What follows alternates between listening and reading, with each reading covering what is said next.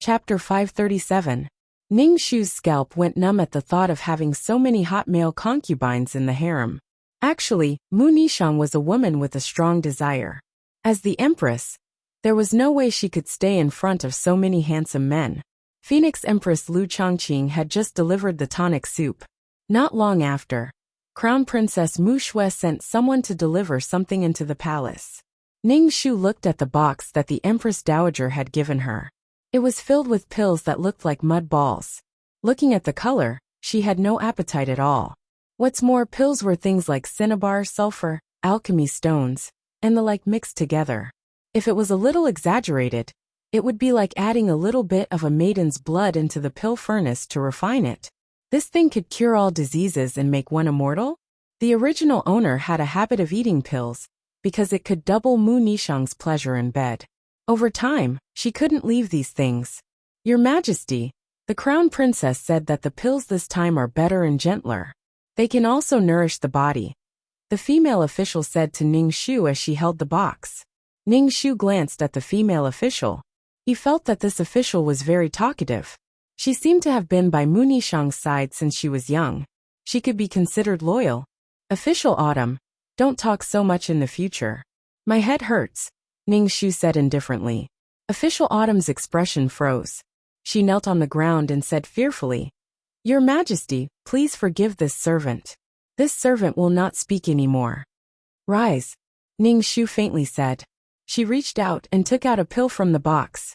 She placed it on the tip of her nose and smelled it. There was the smell of rosin and sulfur. She guessed that the rosin was suppressing the other smells. Thinking that there might be the blood of a young woman inside, Ning Shu felt a chill. Put the pill in my chambers. Ning Shu held a cinnabar brush in her hand as she stared at the memorial. She somewhat understood that Mu Nishang didn't just abolish the crown princess because she doted on Mu Yao. It was most likely that the current crown princess was somewhat impatient and wanted to ascend the throne. What kind of daughter would give her mother pills? Anyone with a bit of common sense would know that this thing wasn't an immortality pill, but something that could take one's life.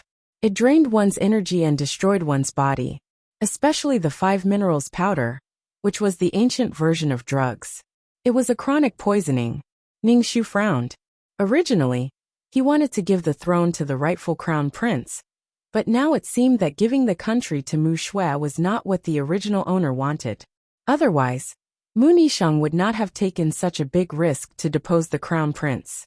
In other words, she still wants to do the same as in the plot, cripple Mu Yao and establish a new crown prince. In any case, it was impossible for the 4 imperial daughters to inherit the throne. Otherwise, the Yuan family would have the opportunity to control the imperial court. Excluding these 2 adult princesses, there were still 2 princesses in the middle, but they didn't have much of a presence. Ning Shu felt a headache coming on. Previously, he had thought that this quest would be simple. Now it seemed that it wasn't simple at all. Ning Shu closed the memorial and said to Maid Qiu, Call the 4th princess into the palace. I have something to say to her. Yes. Maid Qiu immediately went to do it. Not long after, Mu Yao hurried over. Lifting her skirt, she stepped over the threshold and walked into the palace. Her forehead was covered in sweat. It was obvious that she had rushed over after getting off the carriage at the palace entrance. Mu Yao was a little breathless as she bowed to Ning Shu. Then Ning Shu asked, Imperial Mother, why are you looking for me? It's nothing. I just want someone to accompany Imperial Mother for dinner. Ning Shu said with a smile. Mu Yao sighed. Imperial Mother suddenly summoned me into the palace. I thought it was something important. You were too anxious. Ning Shu said with a smile. No wonder Mu Nishang doted on Mu Yao. Mu Yao had a silly air about her, and was very serious when she encountered things. Everyone liked the feeling of being cared for. From Mu Yao's actions just now, it was clear that Mu Yao cared about Mu Nishang in her heart. She ran over as soon as she was called. Ning Shu didn't have any ill intentions towards Mu Yao. Moreover, the original owner of this body hoped that Mu Yao could be safe and happy. Ning Shu would also do his best to protect Mu Yao.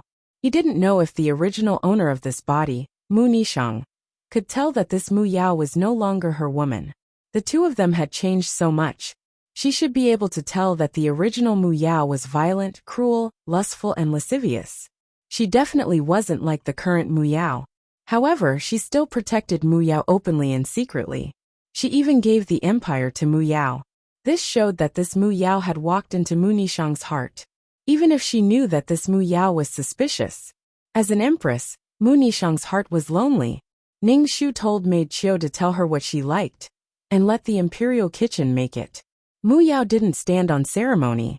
She ordered what she liked to eat, and also ordered what Ning Shu liked to eat. Ning Shu watched from the side and didn't say anything. Mu Yao asked Ning Shu, "Imperial Mother, is this okay?" Ning Shu nodded. Yes. Mu Yao immediately smiled and said to Maid Chiu, "I'll have to trouble Maid Chiu. This servant doesn't dare. This is the servant's duty," Maid Chiu hurriedly said. Mu Yao looked at Ning Shu's tired expression. She got up from the chair and walked behind Ning Shu. She stretched out her hand and placed it on Ning Shu's temple. She slowly rubbed it while saying, "Imperial Mother, you're working too hard. Imperial Mother has so many ministers. There are some things that you should just let them do. You're the empress, so you should be relaxed." Ning Shu could only say that Mu Yao was foolish. There were some things that only an empress could do. If a minister did it, then it would be disgraceful. Some power must be held in one's hands. Imperial Mother, people should be happy. If they can enjoy happiness, then they should enjoy it. If they can be a rice worm, then they should be a rice worm. Your son's wish is to be a rice worm, Mu Yao said in a very sincere and light tone. Everyone is in this lifetime. Imperial Mother should do something that makes you happy. For example, your son likes to go shopping and buy things. Imperial Mother, you know that there are a lot of delicious food in Xian City. The osmanthus wine from Drunken Immortal Restaurant is fragrant and sweet. There's also sesame pancakes from Biscuit Shop that are crispy and fragrant. Ning Shu, I'm so sleepy. Ning Shu listened to Mu Yao talk nonstop. It was like a lullaby. When it was time to eat, Mu Yao would pick up food for Ning Shu. Then she would eat very happily. It was as if these things were delicacies in the world. Mu Yao ate very happily. Even Ning Shu felt that he had an appetite. From the moment he entered this body, Ning Shu felt all kinds of chest tightness and shortness of breath. His entire body was very weak. Ning Shu knew that this was because he had eaten too many pills. There was a lot of pill toxins in his body. Moreover, Ning Shu really wanted to eat pills. The original owner of this body ate pills when he was spiritless. After taking the pills, he would instantly feel refreshed and his strength would increase. This was actually a kind of short-term effect to confuse people. It was simply a vicious cycle. Ning Shu didn't plan to eat that pill. Every time he was upset, he would silently recite the clear heart incantation. Coupled with the effect of the calm halo, it wasn't that uncomfortable. After dinner, Ning Shu had Mu Yao go back. Call the imperial physician over. I'm not feeling well, Ning Shu said to Maid Autumn. Maid Autumn's face was filled with worry when she heard that Ning Shu wasn't feeling well. She immediately sent someone to call the imperial physician. Chapter 538. Ning Shu felt like he had to find a reason not to sleep with so many male concubines. Fuck. Ning Shu was very afraid of dying in bed. This body was the worst Ning Shu had ever encountered. Doctor, how is my body? Ning Shu asked the doctor who was checking his pulse. The doctor's hand shook as she took his pulse. She knelt on the ground and said, Your body needs to rest. If I may be so bold, Your Majesty should eat less medicine. What does resting involve? Ning Shu raised his eyebrows and looked at the doctor.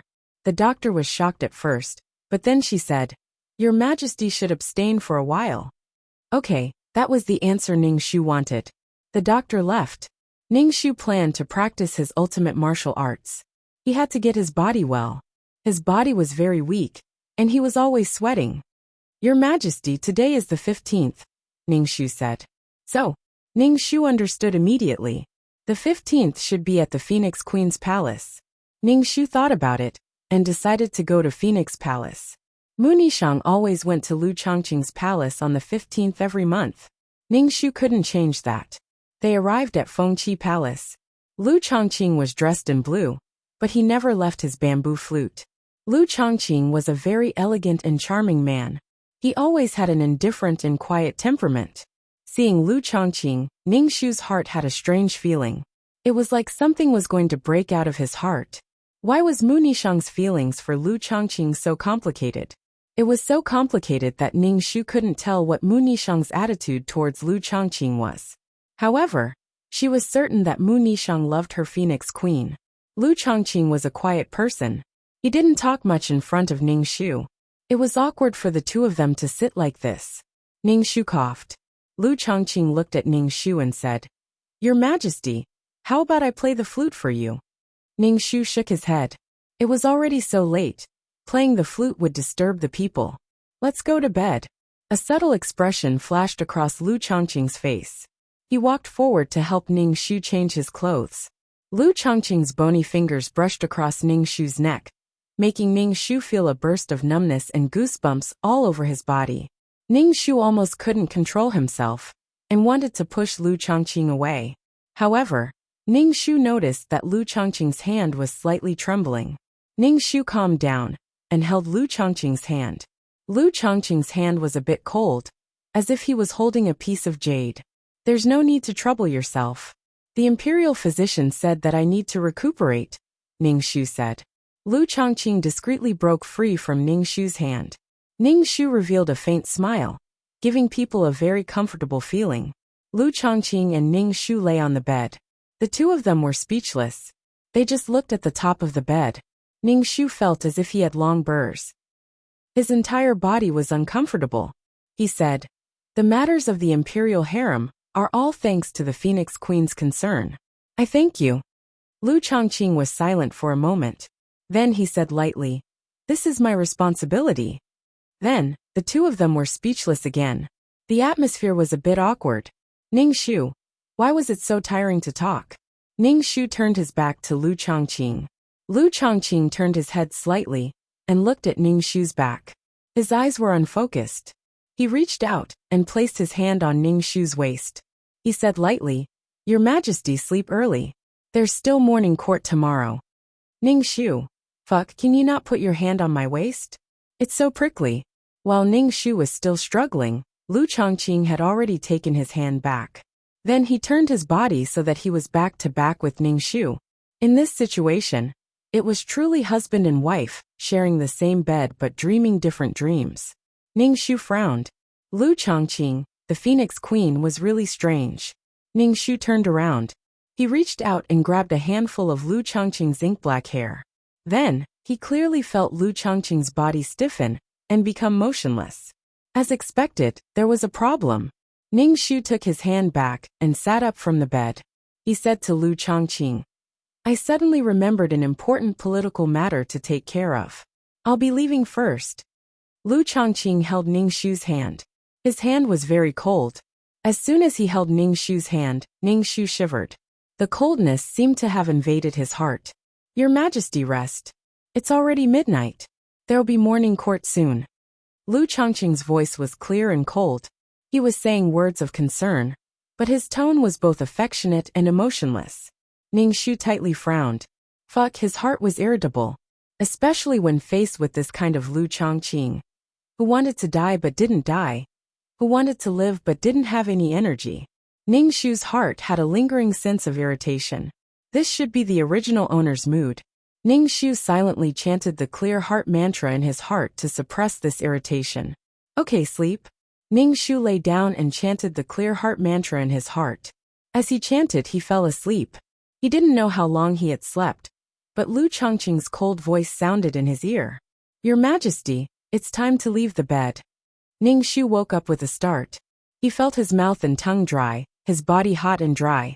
His heart was beating very fast. This body was really too weak. Ningshu looked at Lu Chongqing. Lu Chongqing was sitting by the window with a book in his hand. The sunlight shone on his body, forming a faint layer of light. Even the cold and indifferent aura on his body dissipated by quite a bit. He was really a handsome man. Lu Chongqing put down the book. Ningshu walked over and picked up the clothes on the clothes rack. He said to Ningshu, "Your Majesty, change your clothes." Ningshu opened his arms and waited for Lu Chongqing to put on his clothes. When Lu Chongqing came closer, Ning Shu smelled the elegant scent on his body. Ning Shu felt that Mu Nishang must have liked this Lu Changqing. But in the short time he had spent with Lu Changqing, he didn't feel Lu Changqing's love for Mu Nishang. In other words, Lu Changqing didn't love Mu Nishang? So annoying. Whatever. The male concubines in the harem had nothing to do with her. She couldn't be bothered to worry about them. Lu Changqing helped Ning Shu tidy up his clothes. Ning Shu left. When she reached the door, Lu Changqing called out to her. Ning Shu turned around and looked at Lu Changqing. Lu Changqing was silent for a moment and said, "Your Majesty, take care of your body. Don't overwork yourself." Ning Shu smiled, nodded and left. After leaving Phoenix Perch Hall, Ning Shu didn't rush to go to court. Instead, he returned to his own palace and gulped down a teapot of water. He was so thirsty that he felt like he was going to be dehydrated. Ning Shu checked his own pulse. This body had been hollowed out by elixirs. In the Phoenix Perch Hall, Ning Shu endured her thirst and didn't drink any water.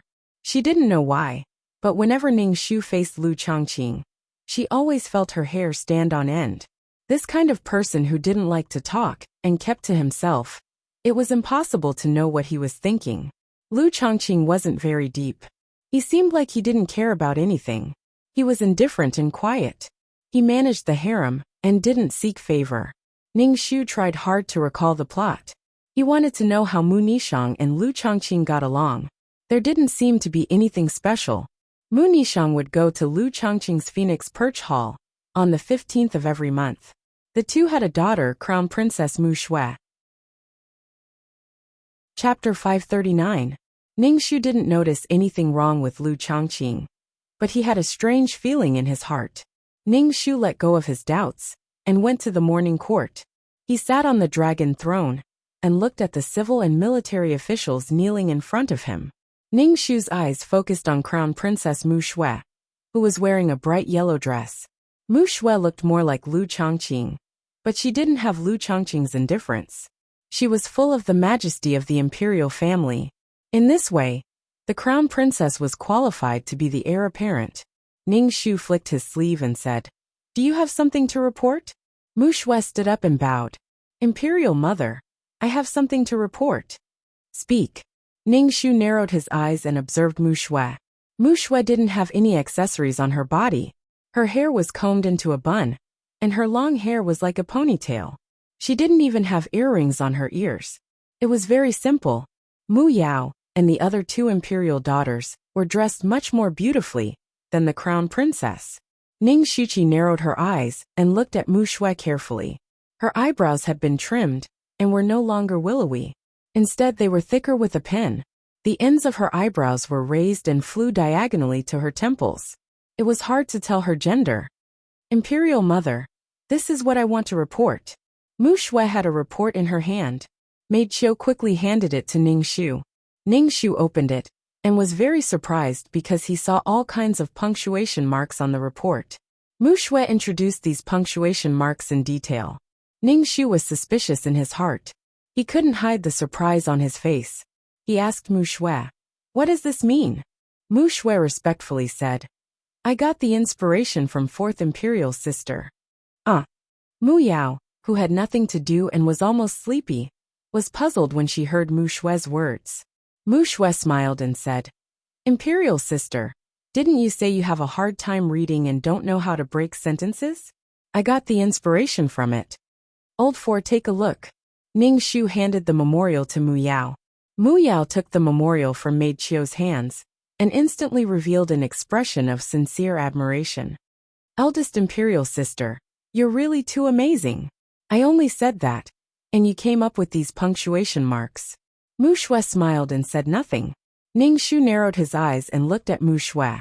When Mu Shui met Ning Shu's gaze, she hurriedly said respectfully, "Mother, I hope that these symbols can be popularized." Ning Shu nodded. "I hope that every minister will use the memorials tomorrow morning." Ning Shu then looked at Mu Shui. "What's this?" "Imperial Mother, these are punctuation marks." Mu Yao was the first to speak. "Yes, punctuation marks. We hope that tomorrow's memorials will all have punctuation marks." Ning Shu said to Mu Shui, "You've done a good job. Spread this to all the private schools." Yes, Imperial Mother, said Mu Shui. Is there anything else? If there's nothing else, then court is dismissed. Ning Shu's face showed signs of exhaustion.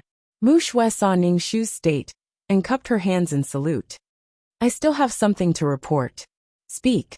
Ning Shu looked at Mu Shui. Mu Shui deliberated for a moment before saying cautiously, I think that men should be allowed to leave their homes and study in private schools.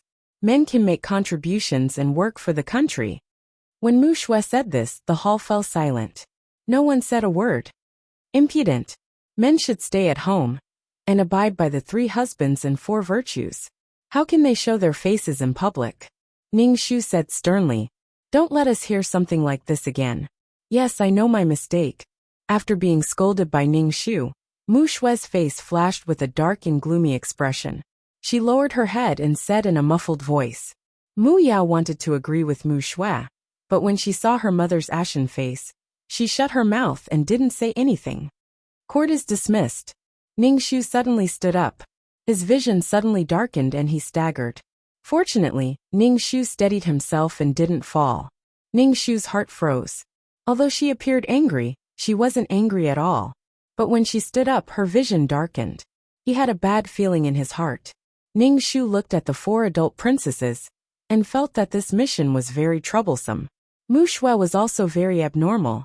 She was definitely a modern person who knew punctuation. Could it be that the current Mu Shui had also been transmigrated? Ning Shu rubbed his forehead and turned to leave the palace. The officials knelt to see Ning Shu off. After Ning Shu left, Mu Yao stood up and said to Mu Shui, Eldest sister, don't be discouraged. I support you. Mu Shui looked at Mu Yao indifferently. Coldness flashed in her eyes, but it disappeared in an instant.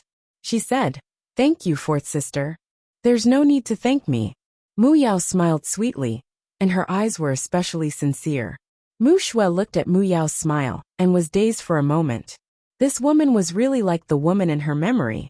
Mu Shui glanced at Mu Yao and turned to leave. Mu Yao was a bit confused. She shrugged and planned to go back to the palace to sleep. Ning Shu returned to his palace. He first drank a cup of water and rubbed his forehead. Why do I feel like I'm going to have a brain hemorrhage? He was also speechless.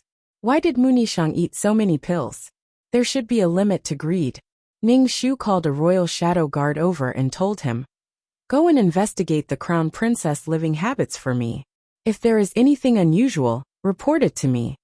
Not only did Ning Shu suspect that Mu Shui had been possessed, but she also suspected that the person inside Mu Shui's body was a man. She had changed her style of dressing and makeup slightly. Mu Shui's words on behalf of a man made Ning Shu think that the person inside Mu Shui's body was a man. Mu Shui had been living with such rules since she was young. Not to mention, she was the crown princess of a country. She didn't put men in her eyes. Just like in this world where men were superior to women, the crown prince of a country didn't put women in his eyes. He wouldn't say things like letting women go out of the house to receive education and build a career. The status of men in this world was extremely low. That was why Mu Nishang didn't accept a man sitting on the throne of Xian. Mu Nishang directly called men lowly people. The status of men living at the bottom was even lower. The germination of male chauvinism mainly came from the noble young masters who could receive education. Mu Shui's core was a man. She couldn't give the throne of Xian to her. What was the difference between this and a man sitting on the throne? Now she wanted a man to receive education and build a career. To put it bluntly, she wanted a man to rule the country and control the country's resources. The result was the same as the crown princess's son ascending the throne. Perhaps in a few hundred years, it would become a world where men were superior to women. Ning Shu patted his chest. He felt very flustered. He didn't look at the memorial anymore. He sat cross-legged on the dragon bed and prepared to cultivate a peerless martial art. Without a good body, he couldn't do anything. Chapter 540. Ning Shu sat on the bed and cultivated. He felt that there was no effect. Perhaps this body's aptitude was too poor, so he couldn't cultivate for a while. Ning Shu felt a bit irritated, but he couldn't tell where this irritability came from. Perhaps it was because his body was too uncomfortable, causing him to be in a bad mood. In addition, The peerless martial arts that had always strengthened his body didn't seem to work. Ning Shu made up his mind. He had to cultivate for a while. This body always made him feel irritated. Furthermore, he was addicted to pills. The feeling of his heart being scratched was because he wanted to eat pills. After cultivating for a while, he still didn't have any results. Instead, he had some muddy red sweat. It should be the pill poison hidden in his body. The red in the sweat should be cinnabar. After a comfortable bath, he felt a lot more refreshed. Even his muddled mind was a lot clearer. After reading a few memorials, Ning Shu planned to go out and relax. He wanted to relieve the irritation in his heart. Ning Shu needed to be calm to complete his mission. Only with a calm heart could he notice the changes in his surroundings. After walking around the imperial garden for a while, he met a male concubine playing in the garden. This male concubine's posture was very enchanting. He wore gauzy clothes. Through the gauze, one could see 2 red dogwoods on his chest. Although he was enchanting, it was obvious that he was a man. When the male concubine saw Ning Shu, his eyes lit up. It was like an ant seeing a piece of candy. He immediately pounced over. When the male concubine came close, Ning Shu smelled the heavy incense on his body. He took 2 steps back. "Your Majesty, why haven't you come to see Le recently?" "Le misses your Majesty," the male concubine Ning Shu said unhappily. Ning Shu raised his eyebrows. "Didn't the Phoenix Empress tell you? I haven't been feeling well recently. I won't be entering the harem for the time being." The male concubine called Lu pouted and didn't say anything. Seeing him like this, Ning Shu knew that the Phoenix Empress had spoken to these male concubines. At first glance, Lu Zhongqing was a capable man. He took good care of the harem for the original owner. Ning Shu could not figure out why Mu Nishang would banish him to the cold palace. Was it because of the crown princess? Mu Nishang should have feelings for Lu Chongqing. Why didn't she look at Lu Chongqing even when she died? If you have nothing to do, just stay in your palace. The sun is so strong that it will burn your skin, Ning Shu's concubine said. Really? The male consort touched his face. Ning Shu bowed and left in a hurry. The men in the harem all used their beauty to serve others. Of course, they cared about their appearance. Ning Shu wandered around and came to Lu Chongqing's Phoenix Perch Hall. Just as he was considering whether or not to go in, he saw Mu Shui come out. When Mu Shui saw Ning Shu, she was stunned for a moment. She quickly walked over and saluted Ning Shu. Ning Shu looked at Mu Shui. His eyes flashed and he said, "Crown Princess, are you here to see the Phoenix Queen?" "Yes, I am here to see my father. I am going to leave now," Mu Shui said respectfully. Ning Shu did not know if it was an illusion, but Mu Shui was very respectful. But Ning Shu felt that Mu Shui's attitude was not that respectful. Ning Shu nodded. Mu Shui said goodbye and left. Ning Shu looked at Mu Shui's back. The more he looked at her, the more she looked like a man. A woman's body was soft, and it was inevitable that she would sway her hips when walking. But Mu Shui walked straight. Ning Shu guessed that she was walking with her hips tight. Ning Shu looked at Phoenix Perch Hall. He did not plan on going in. Every time he faced Lu Chongqing he felt awkward. After all, she was not Mu Nishang. It would be bad if Lu Chongqing saw something. Ning Shu turned and left. He was going to return to his palace. After returning to the palace, Ning Shu sent a few royal secret guards to observe the second princess Mu Meng and the third princess Mu Rou. He wanted to see if they could become the empress. If they couldn't, then he would find a younger one and make more arrangements to ensure the stability of the country. In any case, Ning Shu could see that Mu Nishang's intention was not to let a man usurp the country. She wanted to ensure that the country was in the hands of the Mu clan. During this time, Ning Shu did not give up on cultivating peerless martial arts.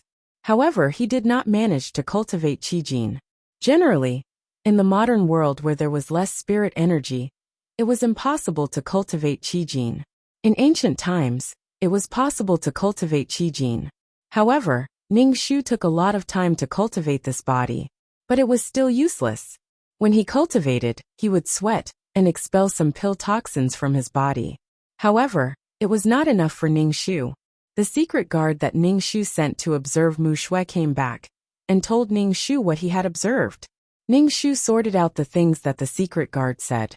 Mu Xue always wore black clothes in her mansion. She never wore jewelry. She basically didn't let the servants serve her. She also didn't enter the backyard. The bulge in front of her chest was also restrained.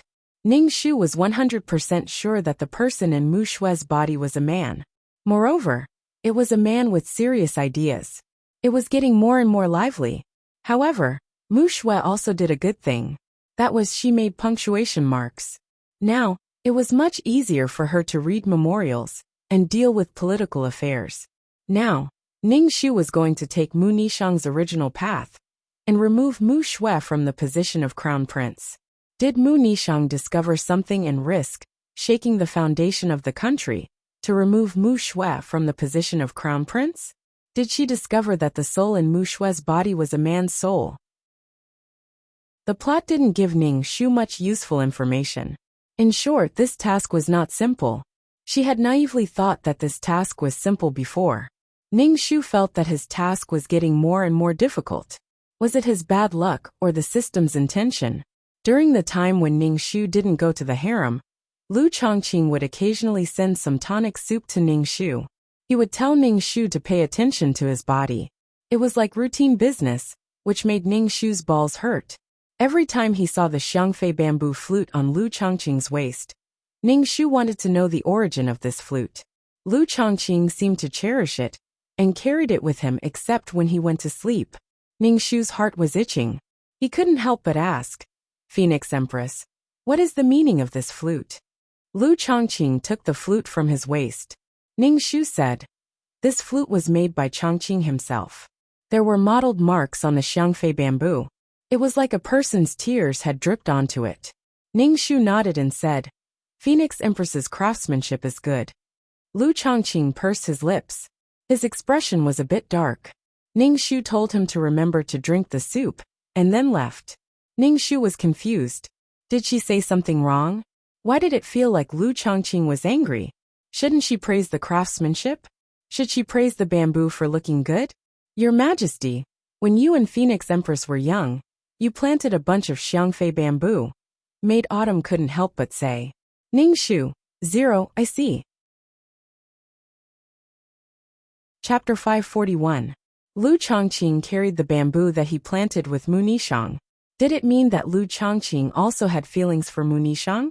Damn. It seemed that he had to have less contact with Lu Chongqing in the future. They grew up together, so he must know Mu Nishang very well.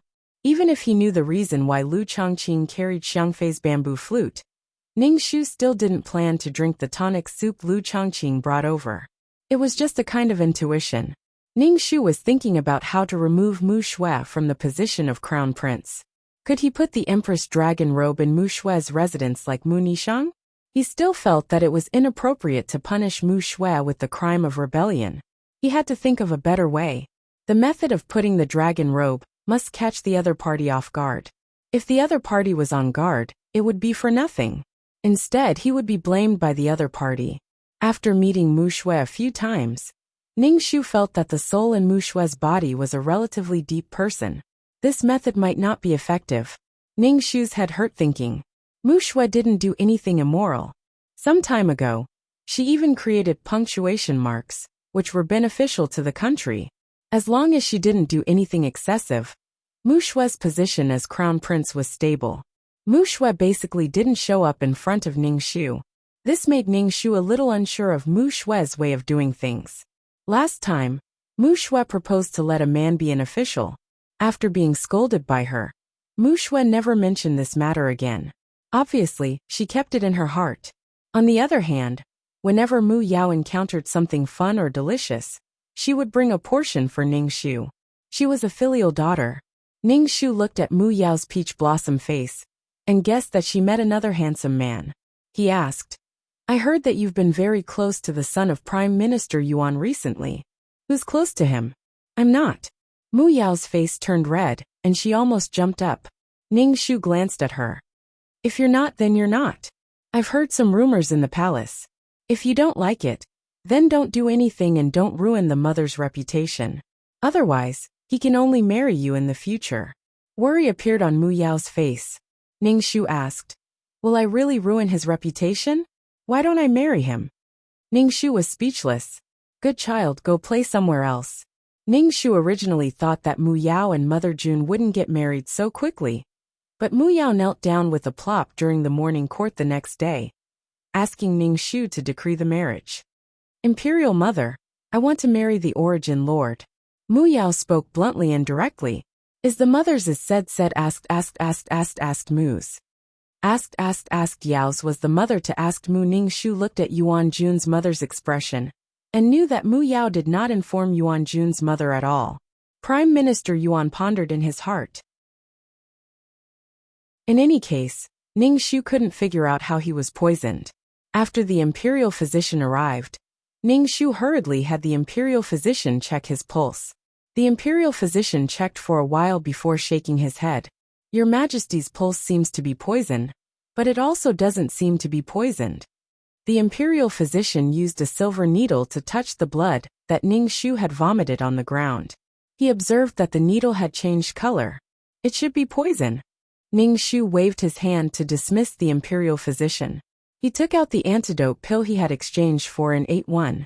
He thought that the antidote pill would be enough to cure the poison in his body. However, not long after, Ning Shu vomited blood again. Ning Shu was a bit confused. Why didn't the antidote pill produced by the system work? Ning Shu's hand trembled as he wiped the blood from the corner of his mouth. 2333. What's going on? Ning Shu called out to 2333 in his mind. This situation was a bit strange. Let me scan your body first. 2333 said. Then he remained silent. Ning Shu suppressed his impatience and asked, What's going on? You are poisoned. To be precise, it is a curse. And it is a system product. 2333 said. Ning Shu, what the fuck? This meant that there was another quest taker in this world. And this quest taker had cursed her without her noticing. Is there a way to cure it? Ning Shu asked 2333. 2333 was silent. Ning Shu's heart was cold. If he died, this quest would be considered a failure. Chapter 542. Ning Shu was very confused about who the other quest taker was, and whose body it was in. However, the most important thing now was the curse. Ning Shu asked 2333. Is there really no way to break it? No, this curse is a one-time use item. However, the person who is cursed will definitely die. Therefore, your quest will fail. 2333 sounded very helpless. Fortunately, you exchanged for the amulet. This amulet can save your life. Damn it, she was not satisfied. Let's leave this quest world. 2333 said Ning Shu. After all, the person who is cursed will die soon. Ning Shu bit her lips and asked, How do we leave? Of course we die. Kill yourself. 2333 said without much care. Damn it, how could she do such a stupid thing? Once she died, Mu Shui would ascend to the throne. Moreover, it would be a man ascending to the throne. What was the difference between this and the original plot? Ning Shu shook her head. Even if she failed the quest, she had to endure it. She did not know who the other quest taker was. But she had to do something even if she had to die. I want you to die for your own good. The person who is cursed will suffer a lot. Every day, they will feel like thousands of ants are drilling into their heart. The pain will break their bones. You can say that they will die from the pain. They will also vomit blood. 2333 sounded very helpless. What the hell? Ning Shu was so shocked that she almost jumped up. This was the first time she had seen such an evil item. Moreover, it was used on her. Ning Shu always chose items to protect herself and increase her strength. She did not know that there was such an item. Ning Shu felt a fishy sweetness in his throat as blood surged up. Ning Shu smiled and swallowed the blood. He picked up the teacup and took a sip to rinse his mouth. Then, he swallowed the blood in his mouth with a gulp. 2333. That this was a true portrayal of the mixed blood swallowing the teeth. You really don't want to leave? 2333 asked. This is very, very painful. Very, very painful. Very few people can withstand it. This is the system's most evil item. The people who are cursed will kill themselves. Ning Shu. He was already afraid, yet he was still exaggerating the horror of this curse. Ning Shu was on tenterhooks. But when he thought of running away in such a cowardly manner, it was simply too useless. Endure it. I'm someone who has endured the pain of chemotherapy for more than 10 years. No matter how great the pain is, I can endure it. Although Ning Shu was already mentally prepared, she still experienced what it meant to be in so much pain that she wished she was dead. Her internal organs felt as if countless needles were pricking her, and it was so painful that she almost stopped breathing. Moreover, it was as if a hammer was slowly and rhythmically breaking her bones inch by inch. Not only that, but he was also vomiting blood. For a moment, Ning Shu wanted to die just like that, as if he was in purgatory. Even though Ning Shu had prepared painkillers, it was useless. This curse seemed to be attacking the nerves, causing a feeling of extreme pain. It was as painful as it could be, overlapping the extreme pain of a human. Ning Shu was in so much pain that he rolled on the bed, biting the blanket tightly. When the pain was unbearable, Ning Shu stuffed antidote pills into his mouth. This was a curse similar to a poison. Although taking antidote pills was useless, Ning Shu could only hypnotize himself that it was useful. Your Majesty, Your Majesty. Maid Autumn, who was holding a spittoon beside the dragon bed, was so anxious that she was crying. I'll go find the imperial physician. Come back. Ning Shu's breathing was weak. Don't spread it. What's the use of calling the imperial physician? The imperial physician couldn't cure it. Ning Shu was now suffering. Your Majesty. Maid Autumn looked at the blood in the spittoon with a terrified expression. Fortunately, his body seemed to be able to withstand the pain. Ning Shu was barely able to endure the pain. He asked Maid Autumn to get rid of the bloodstained flyers on the bed, so that no one would notice. Ning Shu was in so much pain that his body was trembling. All the muscles in his body seemed to have gone out of control. Ning Shu couldn't even raise his hand. Ning Shu's breath was weak as she lay on the bed. She kept chanting the clear heart mantra in her heart, hoping that the clear heart mantra could dissipate some of the despair, hatred, and the urge to die. Ning Shu, why don't we go? This is only the first wave. It will only get more and more painful. Anyway, this mission has failed. There's no point in holding on like this. 2333's voice sounded in Ning Shu's mind. Ning Shu wanted to smile, but the pain made his face look hideous. I can't suffer for nothing. Sigh. 2333 could only sigh. When you go back, remember to exchange for an aura that can resist curses. The missions in the future will get more and more complicated. It's normal for quest takers to be enemies. It's all up to each other. Ning Shu swallowed the blood in her mouth. She had never noticed such an item before. It seemed that she would have to browse the system store more in the future. There were items that could protect people, and there were items that could harm people. Ning Shu recited the clear heart incantation and fell asleep in a daze. She didn't know how long she had slept, but Maid Autumn's voice rang out beside her ear. Your Majesty, your body is not feeling well. Will you be attending court today? Ning Shu opened her eyes. Her whole body was numb. She struggled to get off the bed and sat in front of the bronze mirror. When she looked into the bronze mirror, Ning Shu was so scared that she almost dropped the mirror. The person in the mirror was as white as a sheet. To be precise, it was pale. Put more rouge on me. Ning Shu's voice came out from her throat. After a while, Ning Shu's face looked much better. It didn't look so scary anymore. Hold a cup of water. I will be thirsty. Ning Shu's voice was a little hoarse. She could vomit blood at any time. She could rinse her mouth with a cup of water. Otherwise, her mouth would be full of red teeth. Maid Autumn nodded. Ning Shu's legs were trembling as she walked. Her body was in too much pain. Ning Shu walked very slowly. She had to pretend to be graceful and elegant, but under her skirt, her legs were like sifting chaff. The moment she sat on the dragon throne, Ning Shu sighed in her heart. It was so comfortable to sit there. If you have something to report, court is dismissed. Maid Autumn immediately shouted. Her voice was especially sharp today, like a cuckoo crying blood. Mu Ya was the first to speak. Imperial Mother, there's still a few days before the day of my wedding. Imperial Mother must attend my wedding, and I still have to kowtow to you. Ning Shu was just about to speak when his throat heated up. He swallowed the blood with difficulty and waved at Maid Autumn. Maid Autumn immediately took the teacup that the palace servant behind her was holding. Ning Shu gulped down the tea before saying to Mu Yao, "We'll see when the time comes." Mu Yao wasn't disappointed. She knew that her imperial mother was busy with government affairs all day. "Imperial mother, you don't look very well. Are you feeling unwell?" Crown Princess Mu Shui asked Ning Shu. Ning Shu looked at Mu Shui and said, "I'm feeling a little unwell, but it's an old illness." Chapter 543. Mu Shui's eyes scanned his face inch by inch. She then lowered her head, not daring to look directly at his face. "Mother Empress, you've seen the imperial physician. Don't bear with it if you're not feeling well." Ning Shu's expression was very cold. "Why should I bear with it? Why should I bear with it?" Mu Shui frowned, then said respectfully, "I'm just worried about Mother Empress's health.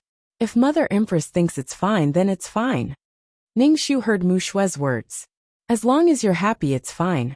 Ning Shu was already very lucky to be able to not reveal anything in front of so many people. He directly said that the court was dismissed and turned to leave. Back in the palace, Ning Shu fell onto the dragon bed. He felt as if countless knives were scraping his bones. It was so painful that Ning Shu's consciousness blurred. Ning Shu silently chanted the clear heart mantra. Since he couldn't cure the pain, he could only hypnotize himself. "Damn bastard, I won't let you go. When I find out who you are, I'll make a big deal out of it. If you want to kill someone, just give them a stab. Why do you have to torture them?" Ning Shu glanced at Official Qiu, who was standing next to him with an incomparably worried expression. Official Qiu was the person she usually interacted with the most. If it really was Official Qiu, Ning Shu felt that her acting skills were simply out of the universe. Ning Shu could feel Official Qiu's loyalty to him, but he couldn't say for sure. There was also Lu Chongqing. He spent more time with Lu Chongqing. He even slept in Phoenix Perch Hall for a night. He didn't know anything after he fell asleep. Lu Chongqing was on the list of suspects. Fourth imperial daughter, Mu Yao should be a cute girl. A person's eyes couldn't lie. It wasn't easy for mission enforcers to pretend to be so pure and innocent. There was also Mu Shui. Ning Shu suspected Mu Shui the most. If the soul in Mu Shui's body was a quest enforcer, then a quest enforcer had helped Mu Shui counterattack. It turned out that Mu Shui, who was cannon fodder, had offered her soul to the quest enforcer to counterattack. If it was a woman's soul in Mu Shui's body, Ning Shu wouldn't mind. But it just had to be a man. Moreover, that man seemed to be an ambitious man who wanted to turn the matriarchal empire into a male-dominated society. Once thoughts surfaced, they couldn't be controlled. Most importantly, he had actually put a curse on himself. Ning Shu would rather die from the pain than let him complete the task easily. "I'll drag you down with me. Your Majesty, why don't this servant go and find an imperial physician? Why are you in so much pain?" Official Autumn was extremely anxious. Ning Shu waved his hand. "Don't worry about it. There's no need to find an imperial physician. Bring the memorials to me." Ning Shu didn't even want to move. Official Autumn placed the memorials in front of Ning Shu. Ning Shu's eyes were in a daze. The words on the memorials were blurry, one blurring into two. "Read them to me," Ning Shu said to Official Autumn. "This servant doesn't dare." Official Autumn knelt on the ground with a thump. Ning Shu said indifferently, "If I say you can, then you can." In the end, it was Official Autumn who read the memorials to Ning Shu one by one, allowing Ning Shu to understand some things from these memorials. After Official Autumn finished reading a memorial, Ning Shu held a cinnabar pen and wrote in circles on the memorial. In order to prevent his hand from shaking too much, Ning Shu used his left hand to hold his right wrist. Only then could he write without shaking. Ning Shu. It really was painful. Living like this was truly painful. Every day was so painful that he wanted to die. He also had to vomit blood. How much blood could a human's body vomit? And right now, Ning Shu couldn't eat anymore. It was as if his stomach had lost its ability to digest. Eating would make his body feel even more pain. Even if he didn't die of pain, he would die of hunger. Fortunately, Ning Shu had exchanged for a fasting pill beforehand. Eating one would turn into energy that his body needed. There was no need to digest it, and he could go a long time without eating. Every time he ate, Ning Shu would pretend to eat something. Eating these things was also a burden on his body. The person who had cursed him was really ruthless. Ning Shu felt like every day was like a year. Every second was so painful and unbearable. He felt like he was in hell. He didn't know when this hell would end. Ning Shu had been thinking of a way to deal with Mu Shui. Whether the task enforcer was Lu Chongqing or Mu Shui, their goal should be the dragon throne. He must remove Mu Shui's status as the crown princess and find a successor. Ning Shu was afraid that he wouldn't be able to endure it and die. Even if he defeated Mu Shui, these ministers would push the 4 imperial daughters to the throne. Ning Shu would really vomit blood and die. Ning Shu was hanging on by a thread. He didn't want Mu Shui to become the empress. Ning Shu had already thrown the task to the back of his mind. In any case, this body would die soon. If the task enforcer's body died, her task would also fail. This body would be tortured by endless pain until it collapsed. Ning Shu endured the pain in his body and still went to court every day. It was just that the makeup on his face was getting thicker and thicker. His lips were starting to turn blue. Every time he went to court, he would put on red lipstick and heavy makeup. Seeing that Mu Shui was getting more and more confused, and even began to indirectly ask about her physical condition, Ning Shu was 80% sure that the soul in Mu Shui's body was a mission enforcer. However, Ning Shu was more curious about how Mu Shui managed to put a curse on her. Did she do it in her own mansion? How did this curse get to me? Ning Shu asked 2333 in his mind. 2333 said, "The curse needs a carrier. Anything can be a carrier. Then, a specific person will touch the carrier, and the curse will be transferred to the person. It's very insidious." Ning Shu frowned. She had touched a lot of things. Who knew which one was the carrier of the curse? Ning Shu had learned that there was no such thing as the most sinister in the human heart. There was only something more sinister. In the future, he would have to exchange for more things and arm himself to the teeth. It would be great to see these people who wanted to harm others see their things fail. Ning Shu knew that Mu Shui had started to gather the officials in private. She just didn't dare to make too big of a move in private. She was probably building momentum for her ascension to the throne.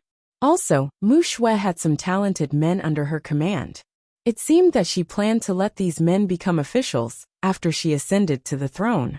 He was determined not to let this happen.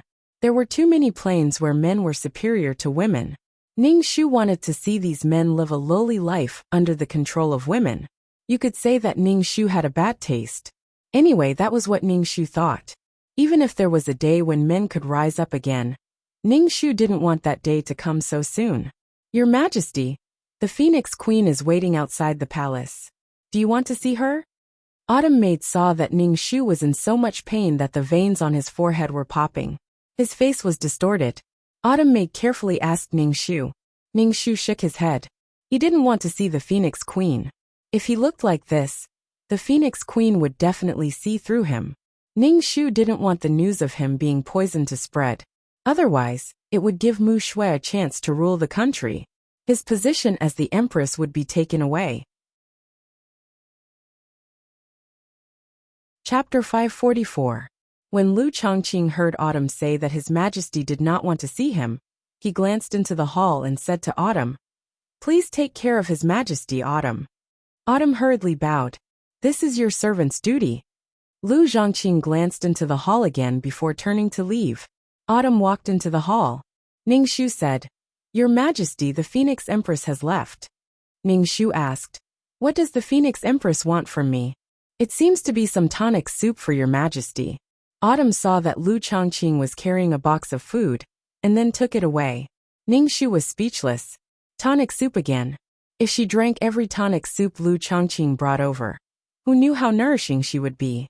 She might even be too weak to take it. However, Ning Shu guessed that Lu Chongqing had probably come to test him to see if there was anything wrong with his body.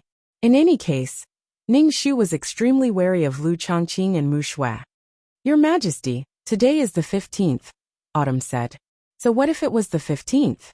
She was in so much pain that she felt like she was walking on a steel knife. Would she still go to Phoenix Perch Palace? When she was in pain, she wanted to bang her head against the wall. Even a blind person could see that something was wrong with her.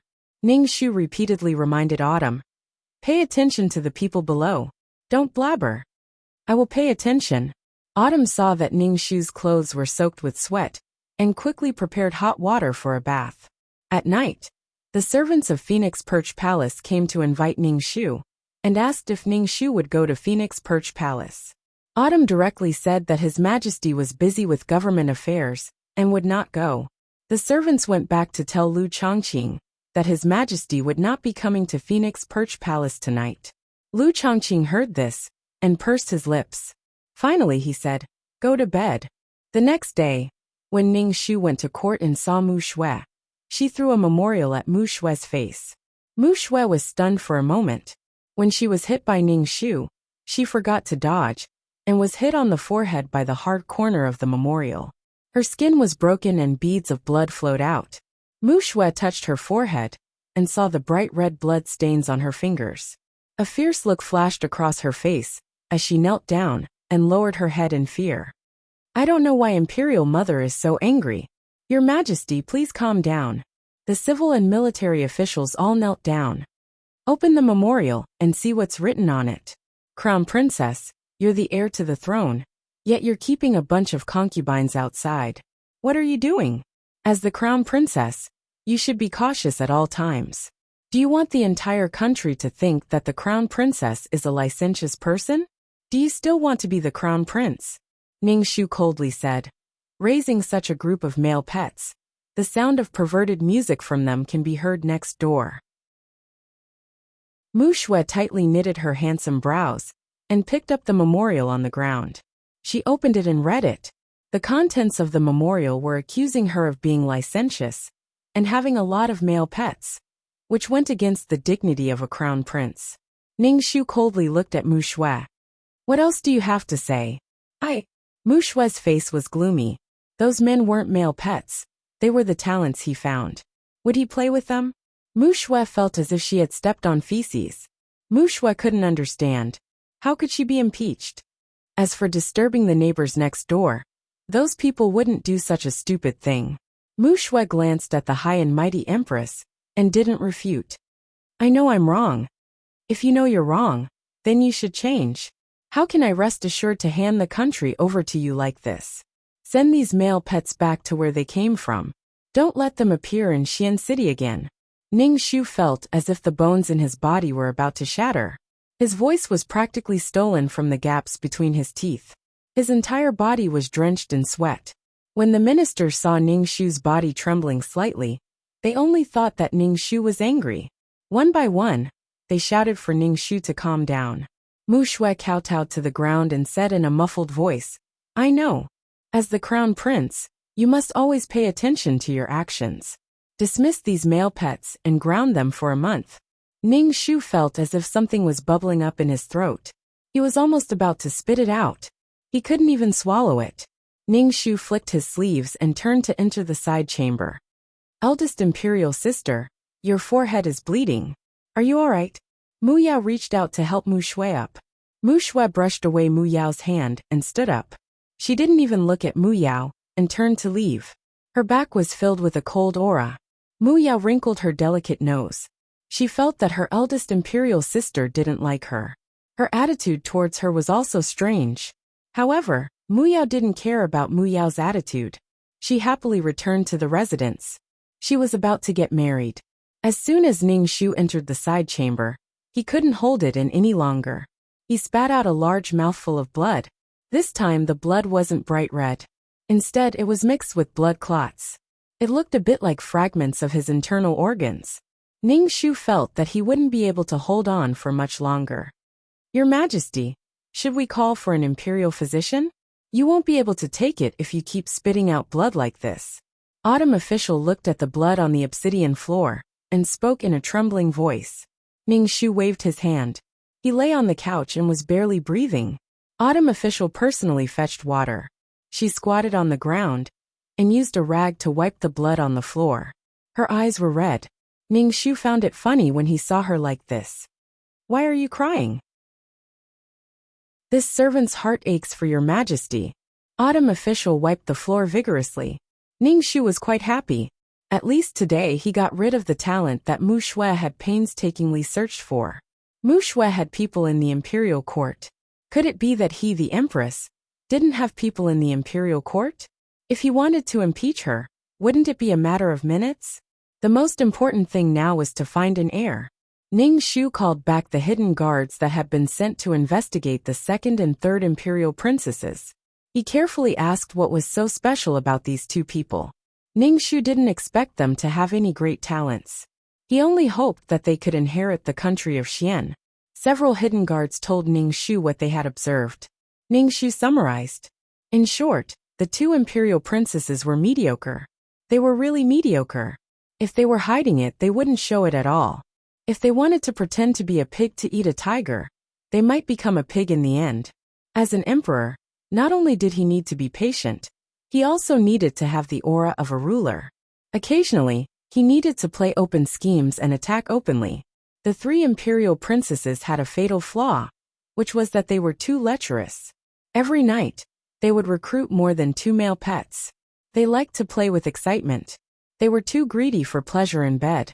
It was easy to listen to pillow talk and be seduced by beauty. Ning Shu's head hurt from thinking about it. In short, even with Ning Shu's not very bright brain, he knew that these two were not the best candidates for the throne. The original owner, Mu Nikhang, also didn't choose these two people. Instead, she gave the throne to Mu Yao. So now, where was she going to find an heir? There were only 4 adult imperial princesses. In the imperial harem, there were still baby girls who wore pants. Ning Shu's brain was kicked by a donkey. He wouldn't choose a baby girl. Wasn't this giving the ministers a chance to control the imperial court? A baby girl could fight against those adult imperial princesses. Ning Shu sighed in his heart. The pain was unbearable.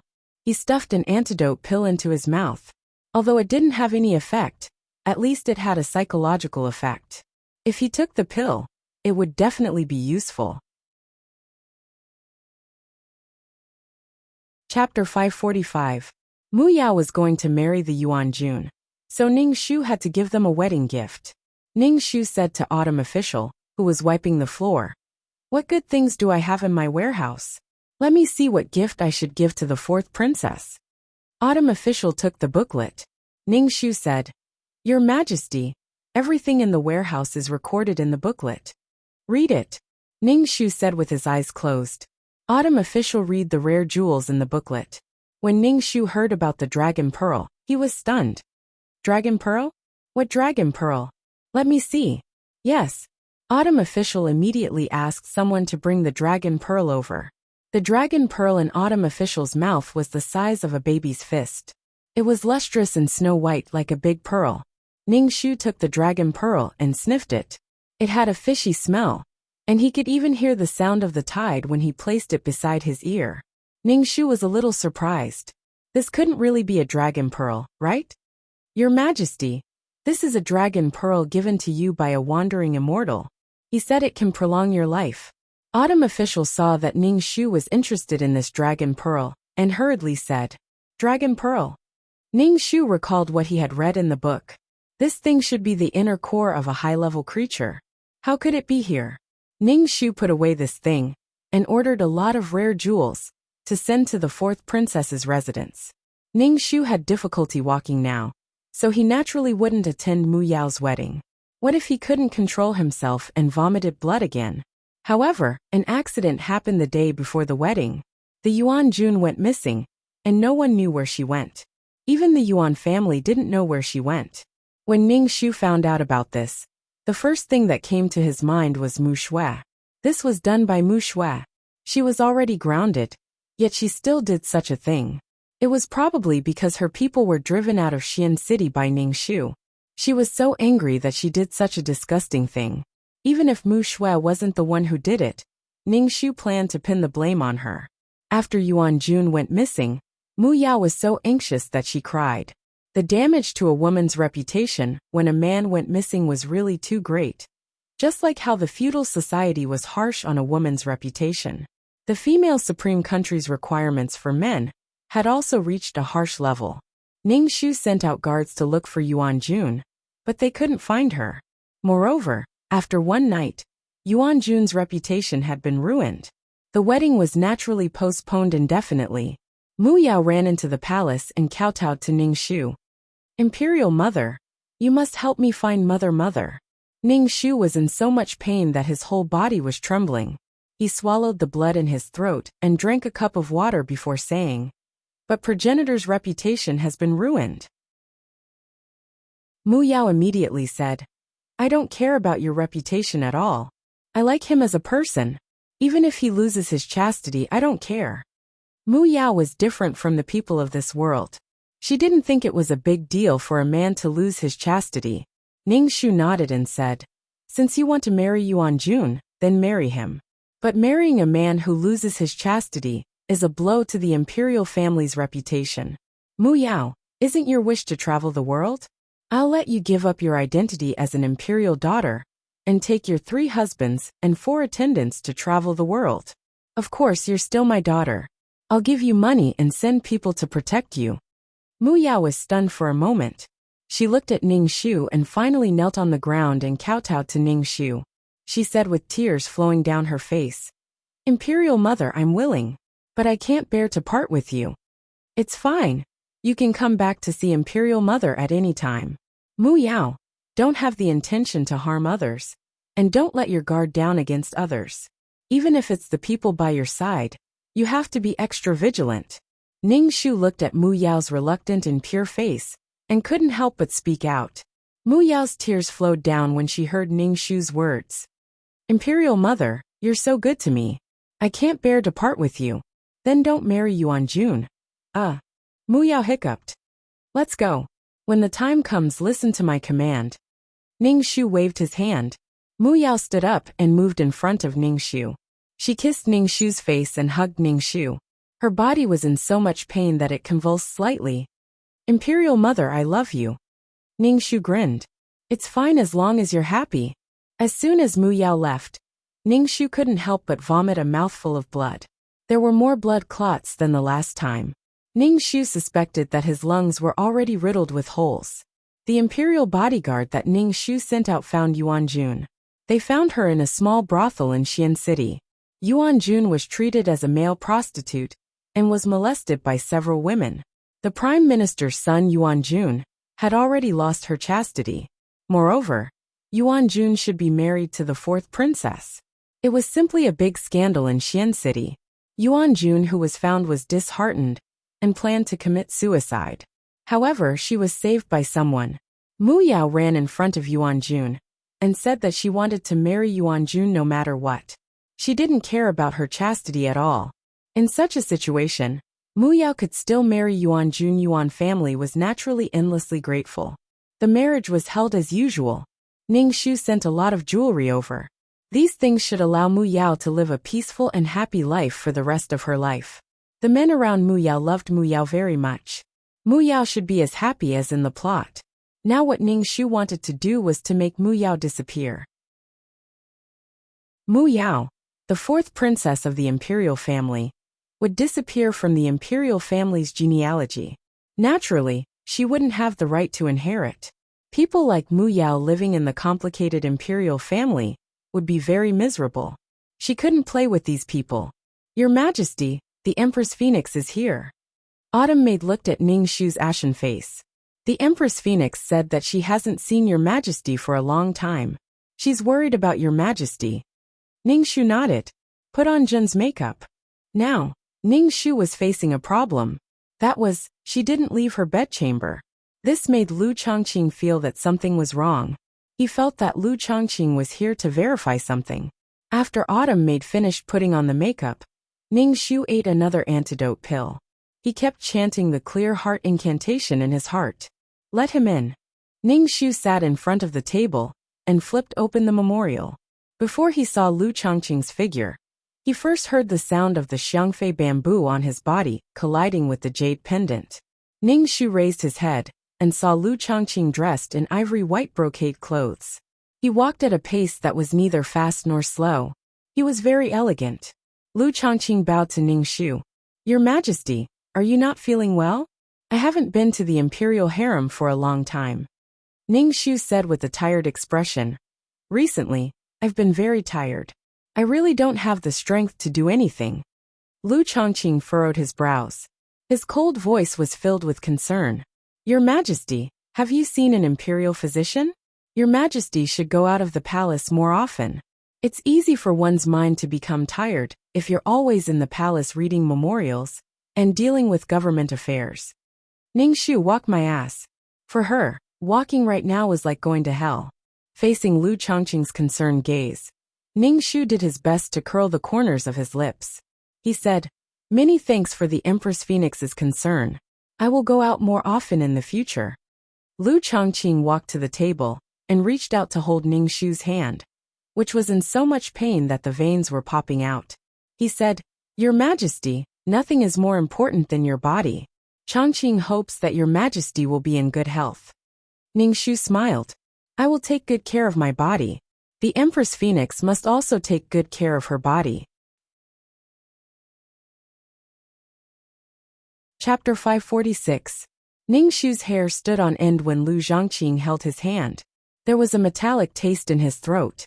He hurriedly pulled his hand away and picked up the teacup to drink. Lu Zhongqing saw that Ningshu's hand was trembling as he held the teacup. A worried expression appeared on his cold face. "Your Majesty, what's wrong?" As he spoke, he held Ningshu's hand again. "Your Majesty, you're not feeling well. Why are your hands so cold and trembling?" Ningshu was speechless. Fuck, talk properly. Can you not shake hands?" Ningshu's face trembled.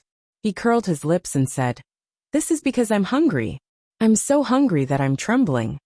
A faint smile appeared on Lu Zhongqing's face. It was incomparably elegant. Ningshu asked, "What does your Majesty want to eat?" Ningshu frowned. What was Lu Zhongqing doing? "Let's just have soup. Phoenix Empress, you personally made it." Ningshu only wanted Lu Zhongqing to leave quickly. Her entire body was in so much pain that it was spasming. Lu Zhongqing released Ningshu's hand and nodded. Ningshu bowed and left. After taking 2 steps, he turned his head and said to Ningshu, "Your Majesty, I hope that your Majesty can handle the matter of the Crown Princess carefully. Do not hurt the relationship between mother and daughter. No matter how things develop in the end, I hope that your Majesty and the Crown Princess will be well." Ningshu finally understood that Lu Zhongqing had come because of Mu Shui. Because of the issue of the male pets, Mu Shui had been grounded for a month. Lu Zhongqing had come to plead for leniency, but his attitude didn't seem like one. What was with his disappointed expression? Ningshu's face stiffened. He said coldly, "I had high hopes for her, but what she did really disappointed me. Her behavior was so unrestrained that the imperial censors caught her and openly raised a group of male pets. How would the people of the world view this? Have her properly reflect on her actions." Lu Zhongqing only looked at Ningshu with a cold expression. He didn't argue for the Crown Princess. It seemed that he didn't care about Ningshu's anger. "Zhongqing, go make soup for your Majesty." As soon as Lu Zhongqing left, Ningshu bent over and vomited a lot of blood. Looking at the black blood clots in the blood, Ningshu could imagine how terrible his body must be. Ningshu sent the Imperial Secret Guards to assassinate Mu Shui, intending to kill her directly. Once she was dead, everything would be over. If he really couldn't find a suitable candidate for the throne, he would directly give the throne to the mediocre second daughter. She really didn't have much time left. When it was time for dinner, the palace servants of Phoenix Perch Hall brought over the soup that Lu Chongqing had made. The palace servants took the tonic soup out of the food box. Ningshu smelled a rich fragrance. He could tell at a glance that the soup had been simmering for a long time.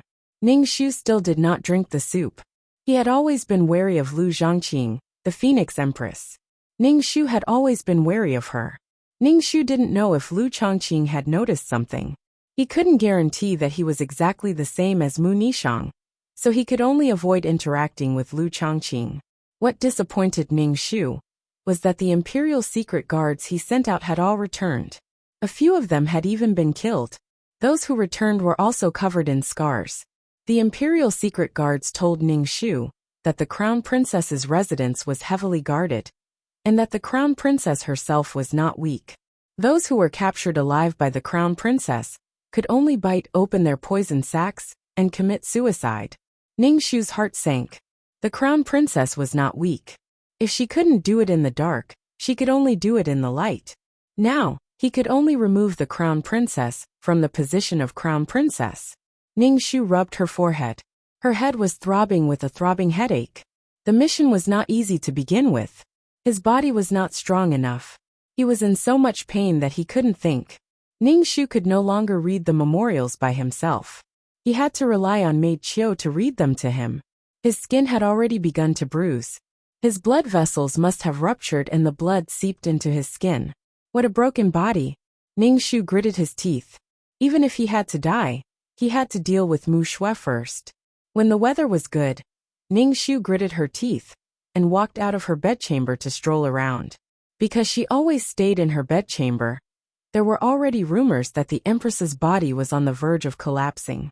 Ning Shu could only drag his broken body around the palace. Everywhere he went, Ning Shu would praise the beauty of the flower. He would also say that the koi was fat and strong. He always wanted to make a scene. He wanted to tell everyone that the Empress was fine. The pain made Ning Shu's body weak. He placed his hand on Maid Chiu's hand. Most of the pressure was on Maid Chiu. You must be tired, Your Majesty. Why don't you go back to the palace? Ning Shu asked. Ning Shu squinted his eyes and looked at a pavilion not far away. He asked Maid Chiu, "Who is in that pavilion?" Maid Chiu looked and said, "That is the Phoenix Queen. I don't know who the other person is. Let's go take a look." There were still people in the palace that Maid Chiu did not know. Ning Shu walked closer and saw that Lu Zhongqing was talking to an 11 or 12-year-old girl. The girl was wearing plain clothes and had a stubborn look on her face. She had a fierce and rebellious aura. "My Majesty." When Lu Zhongqing saw Ning Shu, his face flashed with shock. The girl looked at Ning Shu. Her eyes were full of hatred. She looked scared and alert. She clenched her fists and slowly backed away. Ning Shu looked at the girl and asked Lu Zhongqing, "Who is this child?" Lu Zhongqing's face flashed strangely. He said, "This is Wen Guijun's daughter. After Wen Guijun passed away, this child has been in the cold palace." Mu Nishang had no recollection of this. Wen Guijun had been sent to the cold palace by Mu Nishang. He did not expect to have such a big child. "What is her name?" Ning Shu asked the girl. The girl looked at Ning Shu. Her face was full of sarcasm. She did not say a word. She was very cynical. "My Majesty, she has no name," Lu Zhongqing said. "She is not recorded in the royal family tree." Ning Shu nodded. His face was expressionless. Ning Shu's words seemed to provoke the girl. Her face became full of sarcasm and hatred. She was like a little wolf. She wanted to bite Ning Shu, but she was afraid that he was stronger than her. Ning Shu ignored the girl's hateful expression. He said to Lu Zhongqing, "What did the Phoenix Queen say to this child?" Lu Zhongqing's expression was calm. He said, "This child is pitiful. She doesn't have enough to eat or warm clothes. She has to fight for food with the lowest palace servants. Zhongqing feels sorry for her." Ning Shu heard these words. He was still expressionless. He glanced at the girl and said, "It's getting late. I should go back to the palace and read the memorials." From beginning to end, Ning Shu did not say anything about the child's existence. He was ruthless and cold. The girl looked at Ning Shu. Her eyes were red. Her expression was full of disgust. After Ning Shu left, Lu Zhongqing said gently to the girl, "Stay by my side. Don't go back to the cold palace."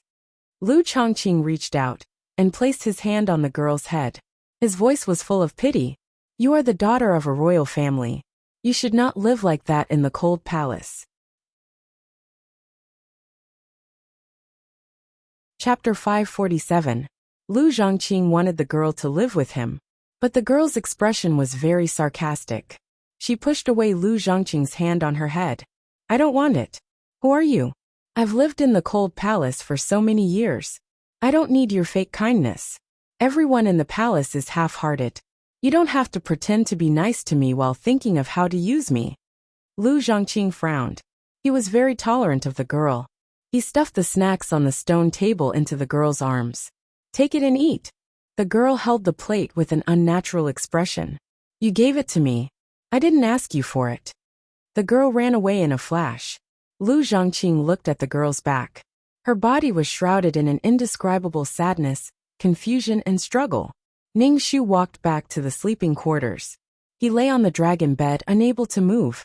His clothes were also drenched in sweat. He vomited blood, which flowed from the corner of his mouth to his neck. The bedsheets were covered in blood. Autumn Maid wiped Ning Shu's mouth while crying. "Your Majesty, should we call the imperial physician?" Ning Shu didn't say anything. He felt that his body was already smashed to pieces. Death by 1,000 cuts was nothing more than this. Ning Shu personally tested the most vicious curse in history. After going out for a trip today, Ning Shu felt that her days were getting shorter and shorter. She would probably break down soon. "Your Majesty, where the Dragon Ball?" Autumn Maid Ning Shu said. "The immortals said it's good for the body." Ning Shu shook his head. Although it was called a Dragon Ball, it was actually the inner core of a spiritual monster that could be cultivated in a high-level plane. There was only energy inside, and it didn't have the ability to extend one's life. If Ning Shu cultivated the chi force of a peerless martial art, he might be able to absorb this energy. But if he swallowed the inner core now, he might be directly blown to pieces by the violent energy inside. Mu Yao entered the palace to see Ning Shu. Ning Shu could only climb out of bed and let Autumn Maid redo his makeup. When Mu Yao saw Ning Shu, she asked, "Imperial Mother, when can I leave?" Ning Shu said with some difficulty, "I'm still planning. To make a princess disappear, there must be some twists and turns.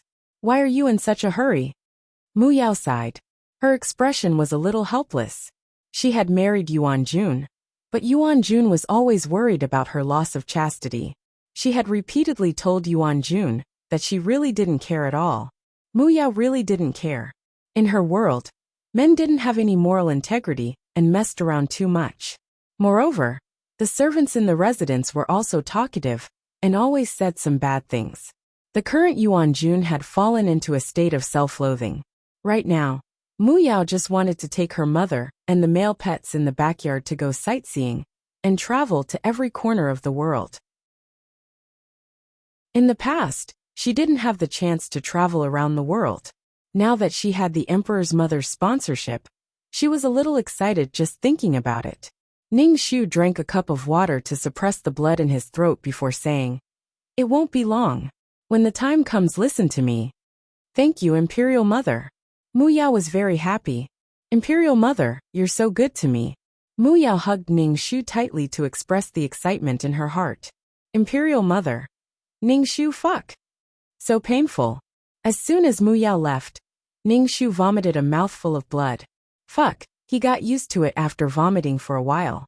Late at night, Ning Shu sent out the Imperial Secret Guard to capture the young girl in the cold palace. Ning Shu sat on a chair and silently chanted the clear heart incantation. After a while, he opened his eyes and saw the young girl's mouth was covered by the secret guard. When she met Ning Shu's gaze, the young girl's eyes immediately became resentful. She directly bit the secret guard's hand that was covering her mouth. Without Ning Shu's order, the secret guard endured the pain in his hand.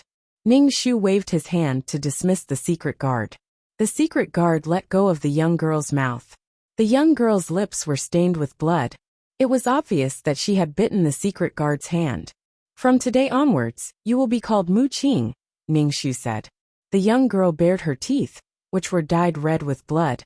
Her expression was mocking. "May I ask what Her Majesty means by this?" Ning Shu glanced at her indifferently. "Don't you even know basic etiquette? Slap her." Autumn Maid walked over to slap her. But the young girl, no, she was now called Mu Qing, pushed her to the ground. Autumn Maid fell to the ground. Mu Qing stood not far away and looked at Ning Shu provocatively with her arms crossed. She looked very smug, as if she had won against Ning Shu. Ning Shu didn't get angry. He only frowned. "You've lived in the cold palace for so many years. How come you haven't been beaten to death?" Mu Qing. Mu Qing's expression was as fierce as a wolf's. "I'm not afraid of death. Others are afraid of death, so I'm alive." Ning Shu made a no sound. So she was holding on with her threatening aura. "You're the high and mighty empress. Why do you care about a lowly person like me?" Mu Qing's face was filled with disgust and hatred for Ning Shu. Her hands were clenched into fists, and her body was trembling slightly. Clearly, She was trying her best to suppress her emotions. Ning Shu drank a cup of tea and said, "Are you venting your dissatisfaction with me?" "No," Mu Qing said. "Mu Qing? I don't have a name, and I'm not called Mu Qing." Mu Qing interrupted Ning Shu. Ning Shu was very annoyed. Talking was already tiring, and this girl was still making a fuss. Ning Shu directly called the shadow guard in and said, "Beat her up. Just don't kill her." Mu Qing stared at Ning Shu with her eyes wide open. She was shocked, resentful, and wronged. Ning Shu said indifferently, "Although you're my child, you're still a stranger. You feel that I owe you anything for being able to decide your fate. But at least you're still alive. Your identity as the Empress can make others fear you. Otherwise, do you think you'd be able to live until now?" "Beat her." Ning Shu rubbed his forehead. He tasted something fishy in his throat, and drank 2 cups of water in a row. Mu Qing didn't struggle. She squatted on the ground and hugged her head, allowing the shadow guard to beat her. Mu Qing bit her lips tightly, and occasionally let out a muffled groan. "That's enough," Ning Shu said. Ning Shu looked at Mu Qing. "Can you talk properly now? Be more mature. I don't care at all about you venting your anger like this, and I won't feel guilty." Mu Qing looked at Ning Shu, her eyes red. "Don't you feel a trace of guilt towards father? I'm the Empress. There's a reason for everything I do." Ning Shu said indifferently, "I won't say anything about the past. Even if I was wrong, I'll just let it be." Mu Qing had been unruly before. Now that she heard Ning Shu's words, tears immediately fell. "Father was talking about you before he died, but he ended up wrapped in a mess. You didn't even know he was dead." Ning Shu's head hurt. He was in a daze. He kept chanting the clear heart incantation in his heart. Hearing Mu Qing's mournful accusations, Ning Shu was very irritated. She didn't have much time left. She didn't want to hear these old and rotten things. She didn't want to hear about the entanglement of love and hate. Chapter 548. Mu Qing cried her heart out, as if she wanted to cry out all the grievances she had suffered all these years. She wiped her tears fiercely, and her face was red from the rubbing of her rough clothes. "Your Majesty?" Autumn Maid saw the veins on Ning Shu's forehead bulging, and even the veins on his face were very obvious. She couldn't help but ask, "Your Majesty, are you okay?" Ning Shu closed his eyes. From the moment he saw Mu Qing, Ning Shu had been thinking about giving the throne to this girl. Now that he thought about it, he was too naive. Mu Qing grew up in the cold palace, and there were many things that she didn't understand. She didn't have anything that a ruler of a country should have. It was better to give the throne to a mediocre princess. Mu Qing wiped her tears, looked at Ning Shu, and said, "Why are you looking for me? If there's nothing, you wouldn't have thought of me. Everyone wants to use me." "Everyone?" Ning Shu asked. Mu Qing's face showed her usual sarcasm. "The Phoenix Empress wants me to live with her. She says that I'm a daughter of the royal family and should live a luxurious life." Ning Shu frowned. "You know the Phoenix Empress? How could I know such a high and mighty person? One who is unaccountably solicitous is hiding evil intentions. Suddenly, 2 important people in the palace pay attention to me. What value do I have?" Mu Qing sneered. Ning Shu rubbed his forehead. The severe headache made Ning Shu unable to think. Mu Qing was a worthless person. Why would Lu Zhangqing pay attention to her? Or did Lu Zhangqing and Mu Qing know each other? Mu Qing didn't appear in the plot at all. Mu Nishang didn't remember this person either. During the day, Lu Zhangqing seemed to be quite familiar with Mu Qing. Lu Zhangqing was sent to the cold palace by Mu Nishang. They were both in the cold palace, so Lu Zhangqing and Mu Qing should know each other. Then, Lu Zhangqing had the memories of his previous life. He might have been reborn. Perhaps it was impossible. Lu Zhangqing was in charge of the entire harem. It was normal for him to know that there was a child in the cold palace. However, Lu Zhangqing had never mentioned this child in front of Mu Nishang. Ning Shu's head was about to explode. He vaguely guessed that Lu Changqing might have been reborn. Mu Shui might be a mission enforcer, and Lu Changqing might have been reborn. Now, both of them seemed to want to take revenge on him. Ning Shu inexplicably felt that he had taken the blame for Mu Nishang. Originally, it was just a matter of an heir, but in the end, It had become so complicated. In particular, Lu Chongqing's seemingly emotionless attitude made Ning Shu unable to understand what Lu Chongqing was thinking. Mu Nishang had harmed the father and daughter so badly. Lu Chongqing, who had been reborn with resentment, had to do something. I have to speed up. Ning Shu asked Mu Qing, can you read? I can't even fill my stomach. How can I be literate? Mu Qing said sarcastically. Ning Shu's face was cold. Speak properly, don't be so sarcastic. Do you know how to read? Mu Qing bit her lips, looking resentful. A little. Come and read the memorial, Ning Shu said. Mu Qing's expression was very shocked, and a trace of suspicion flashed across her face. In the end, she obediently took the memorial and read it. She stuttered as she held the memorial. Her forehead was full of sweat.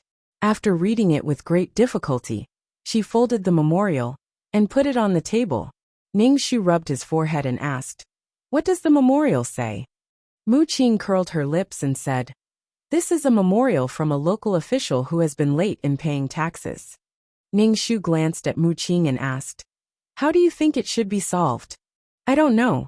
Mu Qing said straightforwardly, what do you mean by letting me read the memorial? Don't tell me you want to give me the throne to compensate me. Ning Shu felt that Mu Qing was a smart person. She just didn't have a filter on her mouth. Is the throne so easy to sit on? Ning Shu called a secret guard and brought Mu Qing back to the cold palace. Before leaving, Mu Qing's expression was full of confusion. She didn't know what Ning Shu meant by this. Ning Shu sent a few secret guards to monitor Mu Qing's every move. He wanted to see what kind of attitude Mu Qing had after this incident, and if there were any changes in her behavior. After Mu Qing left, Ning Shu lay on the bed with the help of Maid Qiu. He was thinking about Lu Chongqing, Mu Shui, and Mu Yao. There were too many things that needed to be solved. The pain in his body made Ning Shu unable to sleep all night. It was as if there were steel needles stabbing his brain. The next day, Ning Shu came back from the morning court with difficulty and saw Lu Chongqing waiting at the door of the sleeping palace. Ning Shu was in so much pain that he didn't have any strength left. He didn't want to talk to Lu Chongqing at all. Lu Chongqing carried the food box and walked in front of Ning Shu. He was a head taller than Ning Shu. Lu Chongqing sighed. Your Majesty. Ning Shu. Phoenix Queen, what's the matter? Ning Shu asked Lu Chongqing. Lu Chongqing had a faint smile on his face. Under the morning light, a warm halo spread out, causing his cold face to have some warmth. Chongqing is here to deliver a tonic soup for Your Majesty. Your Majesty's body needs to be nursed back to health. Why is it soup again? Ning Shu was simply drunk. Ning Shu's lips twitched. He stared at Lu Chongqing without blinking. He wondered if Lu Chongqing had been reborn. Why is Your Majesty looking at Chongqing like that? Lu Chongqing asked indifferently. Ning Shu originally wanted to smile, but his face was stiff and spasming. He could only say expressionlessly, the Phoenix Queen is as elegant as when she was young. Lu Chongqing didn't deny it. He brought the tonic soup to Ning Shu and said, Your Majesty, drink the soup. It'll be greasy when it gets cold. Ning Shu shook his head and said, Phoenix Queen, I don't want to drink such oily soup this early in the morning. Lu Chongqing pursed his lips. In the end, he revealed a bitter smile. Since Your Majesty doesn't want to drink, then Chongqing will drink it. Lu Chongqing drank half a bowl of soup in front of Ning Shu. Ning Shu raised his eyebrows. What did Lu Chongqing mean? Was he telling him that the soup he sent wasn't poisonous? Lu Chongqing sighed. Ning Shu said, Your Majesty, Chongqing can see that Your Majesty's body isn't in good condition right now. Chongqing only hopes for Your Majesty's health. Ning Shu drank a cup of water and suppressed the blood in his throat. Thank you for your concern, Phoenix Queen. I just don't feel well. It's an old illness. Lu Chongqing pursed his lips. After a while he said, Your Majesty, do you still eat pills? Ning Shu didn't mind and nodded. Of course. If I don't eat, I won't have the energy. There are so many political matters to deal with. Eating pills can make me feel better. Lu Chongqing reached out his slender hand and wrapped it around Ning Shu's hand. Ning Shu faintly smelled his elegant scent. Ning Shu, fuck, can you not shake hands? Can't you talk nicely? Ning Shu could feel how stiff his hand was. The pain made his muscles extremely stiff. His pair of hands didn't have the smoothness and softness that a woman should have. But this Lu Chongqing was still holding his hand. Chapter 549. Lu Zhongqing lowered his head to look at Ning Shu's hand. The veins were bulging, and the joints were protruding. Ning Shu pulled his hand back, and tucked it into his long sleeve. Lu Zhongqing looked at Ning Shu, his eyes rippling with light. He said, "Your Majesty, please drink some soup." Ning Shu was speechless. Soup, there was no end to this. He was speechless. Lu Zhongqing moved the bowl to Ning Shu's mouth. It looked like he was forcing Ning Shu to drink the soup. Ning Shu symbolically drank a mouthful. Lu Zhongqing then said, "Your Majesty, drink some more." Ning Shu furrowed his brows tightly, and shook his head. "I don't want to drink anymore." Drinking into the stomach was a burden on the body. Lu Zhongqing pursed his lips and put down the bowl. He took Ning Shu's hand, and lowered his head to look at Ning Shu's unsightly hands. "Your Majesty, your body really needs to be nursed. Pills will only empty your body." Ning Shu grunted. The two sank into silence again. Lu Zhongqing turned to the side, and picked up the food box. Ning Shu said, "Your Majesty, Zhongqing will leave first." Ning Shu grunted again. Lu Zhongqing's body paused for a moment, before he finally left unhurriedly. As soon as Lu Zhongqing left, Ning Shu immediately leaned against a pillar. Holy shit! His legs were so weak that they couldn't stop shaking. "Your Majesty, your Majesty." Autumn Maid hurriedly walked into the palace. Because she was in too much of a hurry, she tripped over the door sill. She said to Ning Shu, "Her Majesty Huang Xinu has left." Ning Shu suddenly spat out a mouthful of blood. Autumn Maid hurriedly supported Ning Shu's stumbling body. Ning Shu wiped the blood from the corner of his mouth. "What happened to Her Majesty Huang Xinu?" "Her Majesty Huang Xinu has left," Autumn Maid said sharply. "Nonsense. Old Fourth was still here when the morning court was held," Ning Shu said fiercely. "What's going on?" "The Crown Princess and the Fourth Imperial daughter have gotten into an argument. I'm not sure what the exact reason is. The Crown Princess is in front of the palace right now." Maid Autumn came over to support Ning Shu. "Find a palanquin," Ning Shu said. Ning Shu sat in a palanquin, as he was carried into the imperial palace. Mu Shui was kneeling on the ground, while Mu Yao was lying on a stretcher covered with a white cloth. Beside the stretcher was a man in sky-blue clothes. The surrounding ministers were discussing spiritedly. Since such a big thing had happened, these ministers naturally had to come. Ning Shu endured the intense pain in his entire body as he walked over and lifted the white cloth, revealing Mu Yao's deathly pale face, and the clothes around her neck were stained with bloodstains. Imperial physician, come take a look at Old Fourth," Ning Shu shouted at the top of his lungs. Blood surged up from his throat, but it was forcefully swallowed by Ning Shu. The imperial physician hurriedly examined Mu Yao and felt her pulse. After examining her pupils, he knelt and said to Ning Shu, "Her Majesty Huang Xinu has indeed passed away." The back of her head was struck by a great force. Ning Shu staggered twice as he stared fixedly at Mu Yao, who was on the stretcher, and he said with a hoarse voice, "What exactly happened?" The man kneeling beside Mu Yao's corpse, Ning Shu, kowtowed, and his voice carried bone-deep sorrow and hatred. "Your Majesty, the Empress Dowager can testify. Her Majesty was killed by the Crown Princess." Ning Shu's eyes were bloodshot, and the veins on his forehead were bulging. He looked exceptionally terrifying. "Crown Princess, what happened?" Ning Shu gasped for breath. "Give me a reason why you killed your own sister." Mu Shui's brows were tightly pressed together as she kowtowed and said sorrowfully, "Imperial Mother, I was wrongly accused. It was Fourth Imperial Sister who made the first move. I only pushed her away, and she fell to the ground." Ning Shu's body trembled violently. "She died from a push." Mu Shui's expression was cold. "I don't know what happened either."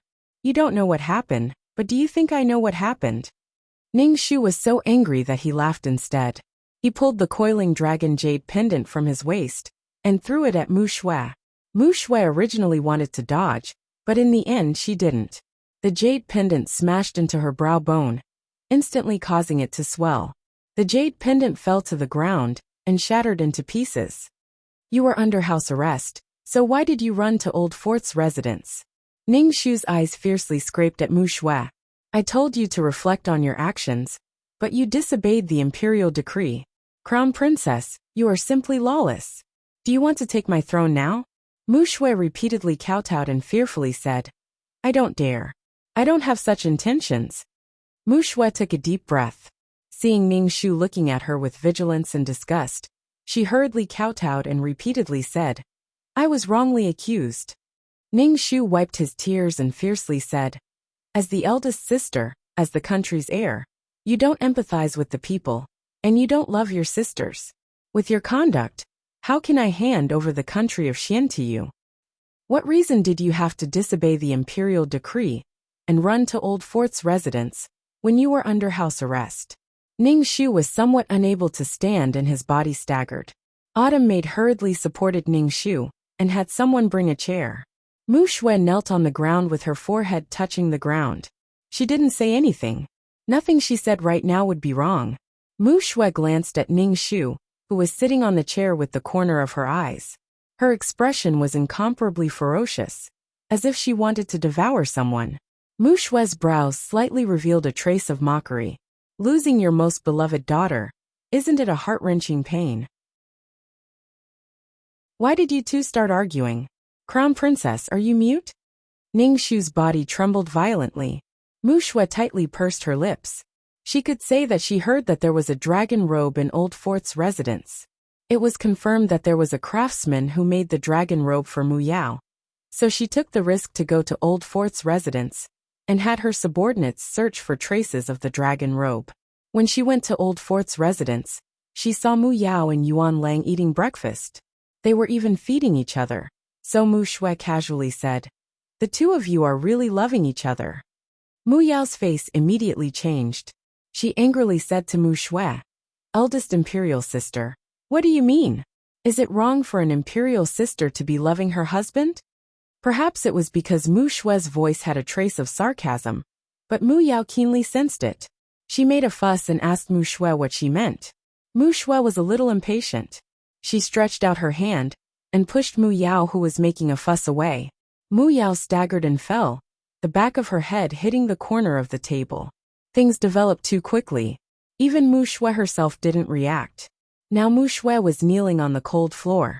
Her heart was cold. She had been schemed against. But Mu Shui calmed down in an instant. She didn't say that she was wronged.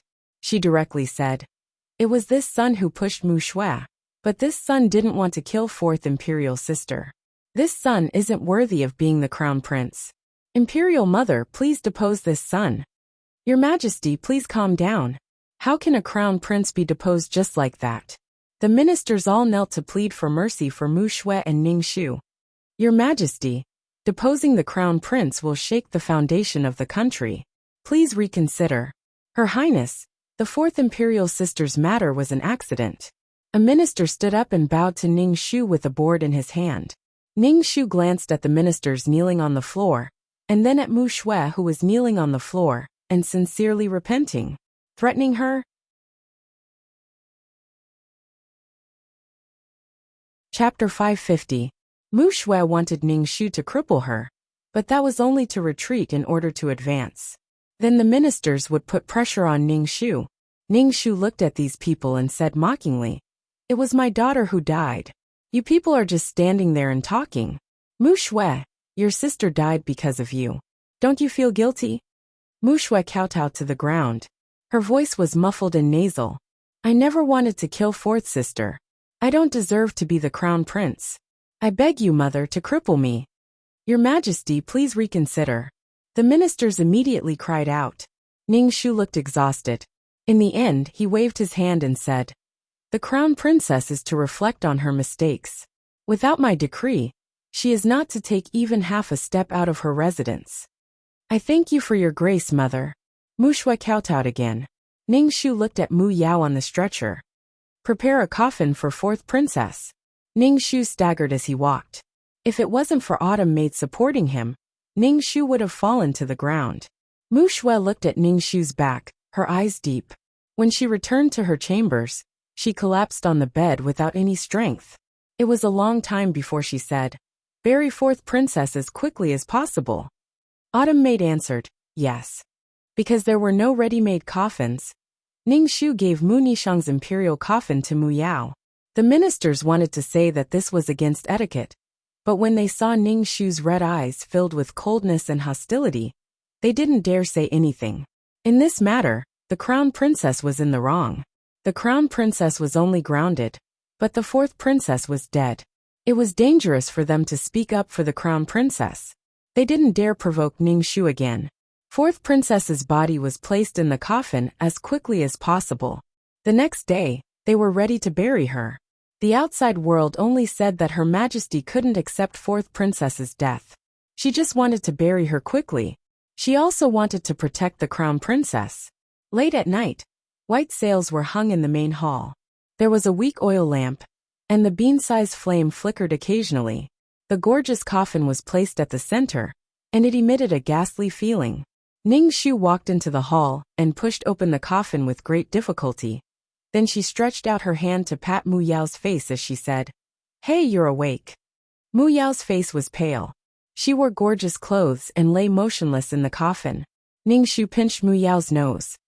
Mu Yao was at first, but in the end, she couldn't hold it in. She opened her mouth to breathe. "Ouch! My head!" Mu Yao crawled up from the coffin with difficulty, and she rubbed the back of her head. "Imperial Mother, your son's head really hurts. Why didn't you bandage it for your son?" To die. Mu. Mu to die to be to die to die to be to be to die to be to die to be to be to be to be to be to be. Nail the coffin shut. Ning Shu ordered the two Mu. Ning Shu leaned against the pillar of the hall. He looked at Mu Yao, who kept touching the back of her head, and said, "Live well with Queen Mother in the future. He told me to go to the Imperial Mausoleum to guard your grave." Ning Shu felt that the current Queen Mother was different from the Queen Mother in the plot. The current Queen Mother suffered a lot of criticism because of her loss of chastity. She had to face strange looks wherever she went. No matter how much ambition he had in his heart, it was useless. Ning Shu could also see that Mu Yao's death was a blow to Queen Mother. After all, Mu Yao treated Queen Mother sincerely. When Queen Mother was in despair, Mu Yao didn't leave her side. She planned to spend the rest of her life in the desolate Imperial Mausoleum as a tombkeeper. "Thank you, Queen Mother.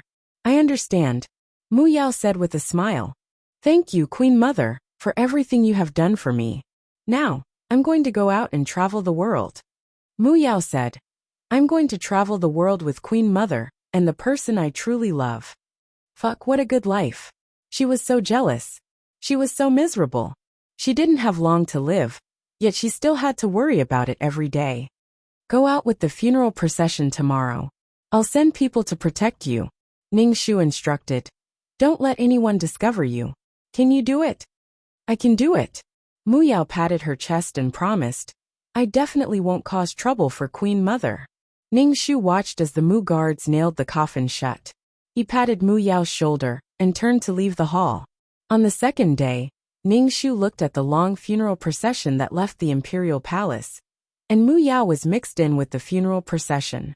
Mu Yao turned around to glance at Ning Shu, who stood high above, and she wanted to wave her hand and say goodbye.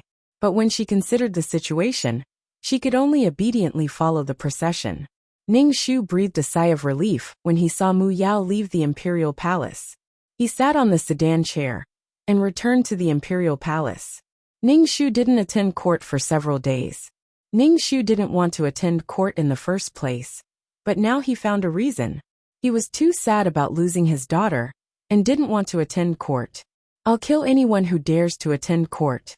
This gave Ning Shu, who was struggling at death's door, a chance to rest. To Ning Shu's disappointment, this incident didn't remove the crown princess from the position of crown prince. This was clearly not enough. Moreover, the minister was so strongly opposed because Mu Yao was already dead. There was no need to sacrifice a living person for a dead person. The dead had no value. Besides, a living Mu Yao wasn't as valuable as Mu Shui. Mu Shui was grounded indefinitely by Ning Shu.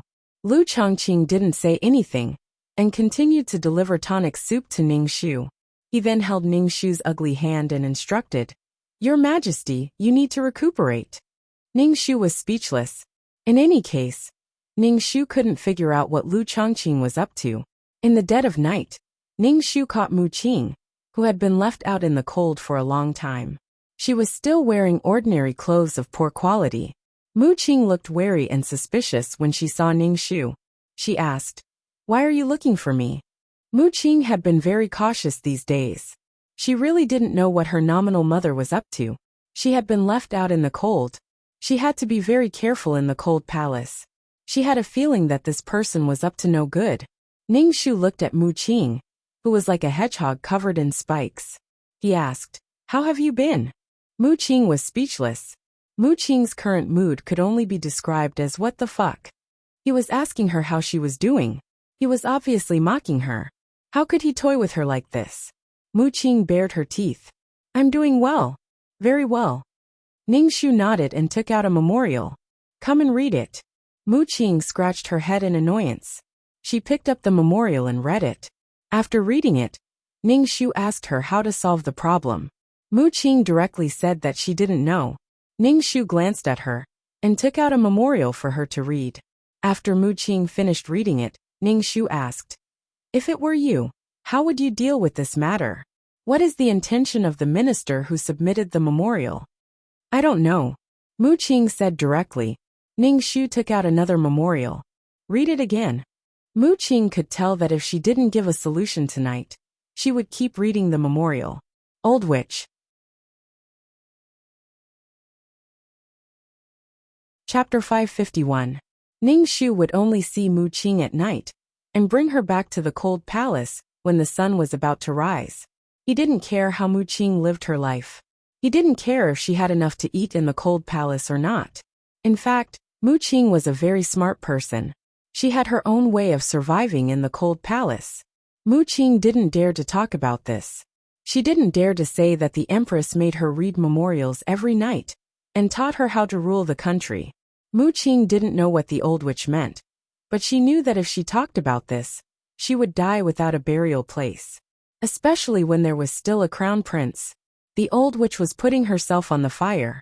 Mu Qing was trembling in fear, even when she was in the cold palace. Ning Shu was quite satisfied with Mu Qing's reaction. If Mu Qing was arrogant, or if she wanted to show off, Ning Shu wouldn't have paid any attention to her. One must always be vigilant at all times. Ning Shu felt that she was suffering because she was not vigilant enough. Otherwise, she would not have been cursed by others, and would not be in such a miserable state. The most depressing thing was 2333, the system. He didn't even tell him when he encountered cursed things. "This thing doesn't even have a trace. I can't catch it at all. Don't push the blame to me," 2333 said unhappily. "Ning Shu. It was Lolo's fault for being useless." Ning Shu felt that he was going to die soon because he couldn't walk at all.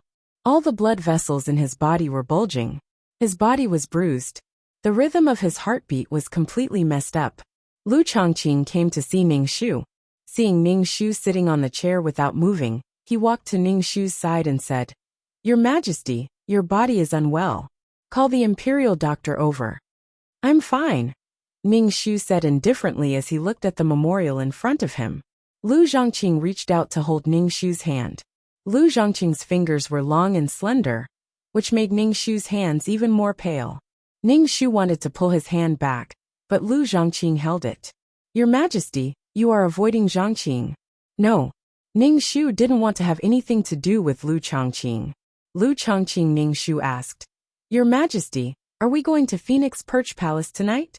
Ning Shu said, "I'm busy with government affairs, so I won't be going."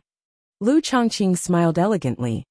"Your Majesty, please take care of your health." Ning Shu nodded. Lu Chongqing bowed and turned to leave. He slowly walked away, his temperament elegant. He finally left. Ning Shu spat out a mouthful of blood. He was so annoyed that Lu Chongqing kept showing his presence. What was he trying to do? Ning Shu had just spat out blood when Lu Chongqing came back. Ning Shu was so scared that he almost spat out blood again. Ning Shu's face twitched as he looked at Lu Chongqing. He quickly asked. Phoenix Empress, what are you? Lu Chongqing said. From today onwards, Chongqing will live with your majesty and take care of your majesty's health. Ning Shu, fuck, living together is too much. Ning Shu said coldly. I don't need the Phoenix Empress to take care of me.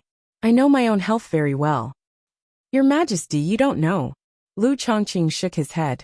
I already said that I don't need your care. If you really have so much free time, then teach your daughter well. Look at the things she does. I don't even want to say anything, Ning Shu said coldly. Lu Chongqing pursed his lips. A trace of hurt flashed across his face. In the end he said, Your Majesty, why are you always so dissatisfied with Shui? Dissatisfied? If Mu Shui was still the original Mu Shui, Ning Shu would have given her the throne. But now, Mu Shui's body was that of a man, and he seemed to be a mission enforcer. She had cursed him so viciously. Even if he had to use his last bit of strength, he had to drag someone down with him. The current situation was just like the plot. She was the same as Mu Nishang. In the end, she had to remove Mu Shui from the throne. Even if she couldn't, she wouldn't let Mu Shui become the empress so easily. I love her deeply. It's not that I'm dissatisfied with her, but the things she does always disappoint me. Mu Yao died because of her, but she doesn't have a trace of remorse. Instead, she threatened me to depose her. Is this an attitude of remorse? She's threatening me, Ning Shu said coldly. Don't bother me. I don't need you to take care of me. Ning Shu waved his hand. I have to deal with political matters. The imperial harem is not allowed to interfere. Phoenix Empress, are you going to watch me deal with political matters? Lu Chongqing pursed his lips and said, It's Chongqing who has overstepped. Lu Chongqing bowed to Ning Shu and turned to leave. His back looked a little sad. Ning Shu didn't care at all. Help me to lie down on the bed. Ning Shu sat on the chair. His lower body didn't feel anything at all. It was as if it was numb. Even his blood didn't flow. Ning Shu chanted the clear heart incantation and fell asleep in a daze. When he woke up, Autumn Maid was standing beside the bed with a teacup in her hand. She said to Ning Shu, Your Majesty, there are bad rumors outside. Ning Shu's heart was calm. He took a sip of tea. What's the matter? There are rumors outside that your Majesty's body can't take it anymore. Soon you'll die. Autumn Maid knelt on the ground. Your Majesty, I swear that I didn't say anything. I've also warned my subordinates repeatedly. I don't know how the news got out. Ning Shu didn't care too much. There was no wall in the world that didn't have a crack. If he could hide it for a while, he would hide it for a while. Ning Shu didn't think that he could hide it forever. He went to court with his exhausted body. As a result, just as his butt touched the dragon throne, a group of ministers began to ask Ning Shu to take care of his body. They blabbered on and on. Then, they asked Ning Shu to release the crown princess from her confinement and let the crown princess govern the country. Ning Shu had the same expression from beginning to end. She was poisoned and couldn't take it anymore. It was probably because of Mu Shui's confinement. She couldn't even stay idle after being confined for half a month. This rumor was probably spread by Mu Shui. My body is very good. When I really die, I'll let her out to govern the country and be the empress. Ning Shu threw out a sentence and left. Ning Shu felt that he didn't have much time left. If nothing unexpected happened, he would definitely die within 10 days. Perhaps it was because of the final radiance of light. Ning Shu felt that his body didn't hurt as much and his spirit was quite good. At night, he stepped up his efforts to teach Mu Qing. Ning Shu only stuffed all the things in the original owner's head to Mu Qing. As for whether Mu Qing could understand, it was none of her business. Mu Qing was much calmer when she saw Ning Shu now. At least, she restrained her anger into her bones. She didn't call Ning Shu Mother Empress, but Your Majesty. Are you really going to die? Mu Qing looked at Ning Shu and asked. Ning Shu glanced at Mu Qing and spat a mouthful of black blood into the spittoon. Then he said, How long do you think I can live like this? Mu Qing. Damn, it was so creepy. How could she say that he was going to die so easily? Old witch. Chapter 552. Mu Qing looked at Ning Shu with a conflicted expression and asked, Aren't you the empress? Why don't you find an imperial physician and let him take a look at your body? It would be a waste of time. Anyway, she can't be saved, so there's no need to waste time. Ning Shu said indifferently. I have already drafted the imperial edict to pass on the throne. Ning Shu handed Mu Qing a commander's seal. This is the commander's seal to mobilize the imperial guards of Xian City. I will think of a way to deal with the crown princess. If I don't have enough time, I will have to rely on you to fight with her. If you can't win and die, then you deserve it. Mu Qing was speechless. A woman's heart is the most vicious. She dragged me into this war and then killed me. How can this be compared to cheating others? Tomorrow, I will put you in front of everyone. From now on, you will be the 5th imperial daughter Mu Qing. Ning Shu paused for a moment, took a breath and said, prepare well. Mu Qing pursed her lips. Even if you do this, I still hate you in my heart. Whether you hate me or not is none of my business. If you want to hate me, then hate me. Ning Shu didn't really care. Mu Qing's heart was filled with helplessness. How can there be such a person? The next day, during the morning court, Ning Shu's hand was holding Mu Qing's hand. Mu Qing was wearing a brocade dress and looked more imposing than before. She also looked more beautiful. The empress suddenly brought a woman with her. The expressions of the ministers were all uncertain as they looked at Mu Qing. Ning Shu directly said, this is the 5th imperial daughter Mu Qing. She has been living in the cold palace since she was young. Now, I have added her name to the imperial family's genealogy. The ministers all knelt down and said congratulations. However, no one knew what they were thinking. In any case, Mu Qing walked into the sight of the ministers. After announcing Mu Qing's identity, everything had to be done according to the rules. Ning Shu didn't arrange a luxurious palace for Mu Qing. Instead, he found a palace beside the cold palace for her to live in. When the empress residence was built, she would move out. With such an attitude, the others couldn't tell if Ning Shu liked Mu Qing, or if he didn't care about this newly minted 5th daughter at all. Ning Shu gave all his power to Mu Qing. If Mu Qing still couldn't defeat Mu Shui, then Ning Shu wouldn't be able to do anything about it. Ning Shu didn't expect to complete this quest in the first place. The rumors outside grew more and more intense, and they all said that Her Majesty the Empress would not live for much longer. The civil and military officials repeatedly begged Ning Shu to release Mu Shui, who was under house arrest, to govern the empire. Ning Shu sat calmly on Mount Tai, completely ignoring these people. I'm about to die. Why should I be afraid of you? If you want to die, then it's even better. We'll all die together. None of these ministers were willing to die. Now that Ning Shu was nearing the end of her reign, they wanted to curry favor with her. Can you get an imperial physician to take a look? Every time Mu Qing saw the old witch's half-dead appearance in front of her, she felt incomparably terrified and disgusted. This was especially so when she saw the old witch vomiting blood without batting an eyelid. It was simply challenging Mu Qing's fragile nerves. Ning Shu wiped the black blood from the corner of his mouth with a handkerchief and said indifferently, once you ascend the throne, you can deal with the people on this list as you see fit. Mu Qing curled her lips and said sarcastically, why do you think I'll ascend the throne? Look at how confident you are. Don't forget that you still have a legitimate successor. Then return the commander's seal to me? Ning Shu glanced at Mu Qing, and Mu Qing immediately said, you're the empress. How can you be so capricious? How can you have the nerve to ask for something you've given to someone else? TSK, how pretentious. Ning Shu rolled his eyes. I don't know what you're thinking, but you're still acting like this. Since you want to be the empress, you should understand your responsibilities. Mu Qing, old witch. Is there really no cure for your illness? Mu Qing bit her lip and asked. I didn't see you take any medicine, and I didn't see you call the imperial physician. Don't give up on yourself. Ning Shu was speechless. If she could be cured, why would she give up on treatment? Ning Shu vomited a mouthful of black blood. The black blood was faintly smelly. His internal organs were probably starting to rot. You haven't seen your eldest sister yet, right? I'll take you to see her. Ning Shu looked at Mu Qing as he spoke. He had a faint plan in his mind. Mu Qing almost jumped up. She couldn't help but say, what are you up to? You want me to see the crown princess? Are you trying to draw the crown princess's attention to me? I won't go. Facing the crown princess makes my heart tremble. Pack up. In 2 days, you'll go to the crown princess's residence. You want to be the empress with this little courage?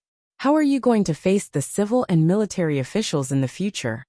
Ning Shu closed his eyes and silently chanted the clear heart mantra. Mu Qing could only let out a long sigh. She turned around and angrily walked away. Autumn Maid's eyes were red.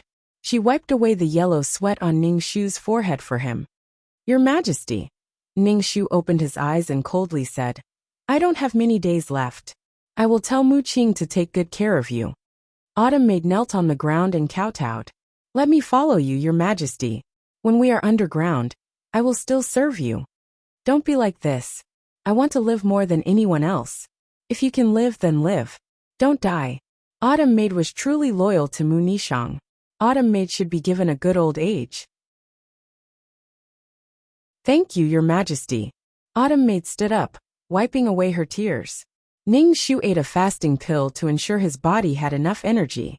Fortunately, Ning Shu always exchanged for necessities before entering a mission. Otherwise, he wouldn't have been able to last until now. Ning Shu lay on the bed. These few days when he was about to die allowed Ning Shu to sleep very well.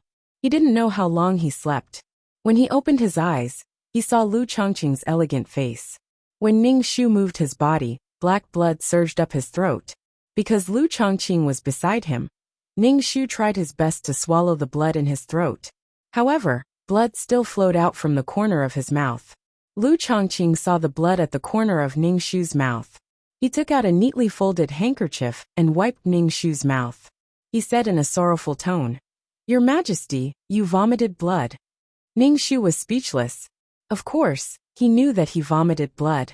Ning Shu sat up with difficulty and said coldly, I vomited for fun. Lu Chongqing put away the bloody handkerchief and said in a strange tone, Nishang, why are you always so stubborn? Ning Shu, call me Your Majesty. Lu Chongqing took out a sandalwood box and opened it. There were a few small pills in the box that emitted a medicinal smell. Ning Shu smelled the medicinal smell and wanted to analyze what kind of pill it was. However, she could only smell a faint smell. Her sense of smell had already been destroyed. This curse didn't just cause pain. It had developed to the point where one would lose all 5 senses. Now, Ning Shu's vision had developed to the point where she couldn't differentiate between humans and beasts from 10 meters away. Her nose could only smell very faint smells. Therefore, she had no way of knowing if this pill was poison. Ning Shu looked at Lu Chongqing warily and said, I have political matters to attend to. Phoenix Empress, you can leave first. Lu Chongqing looked at Ning Shu. Your Majesty, don't use this excuse every time.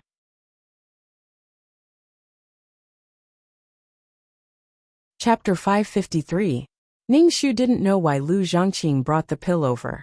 Could it be that he wanted to poison her to death? In her current state, it would be a waste to feed her poison. She didn't have many days left to live, but she still had something to do. She couldn't die now. Maid Qiu, Maid Qiu. Ning Shu called out for Maid Qiu. Lu Zhongqing saw the vigilance on Ning Shu's face and frowned. He said coldly, Your Majesty.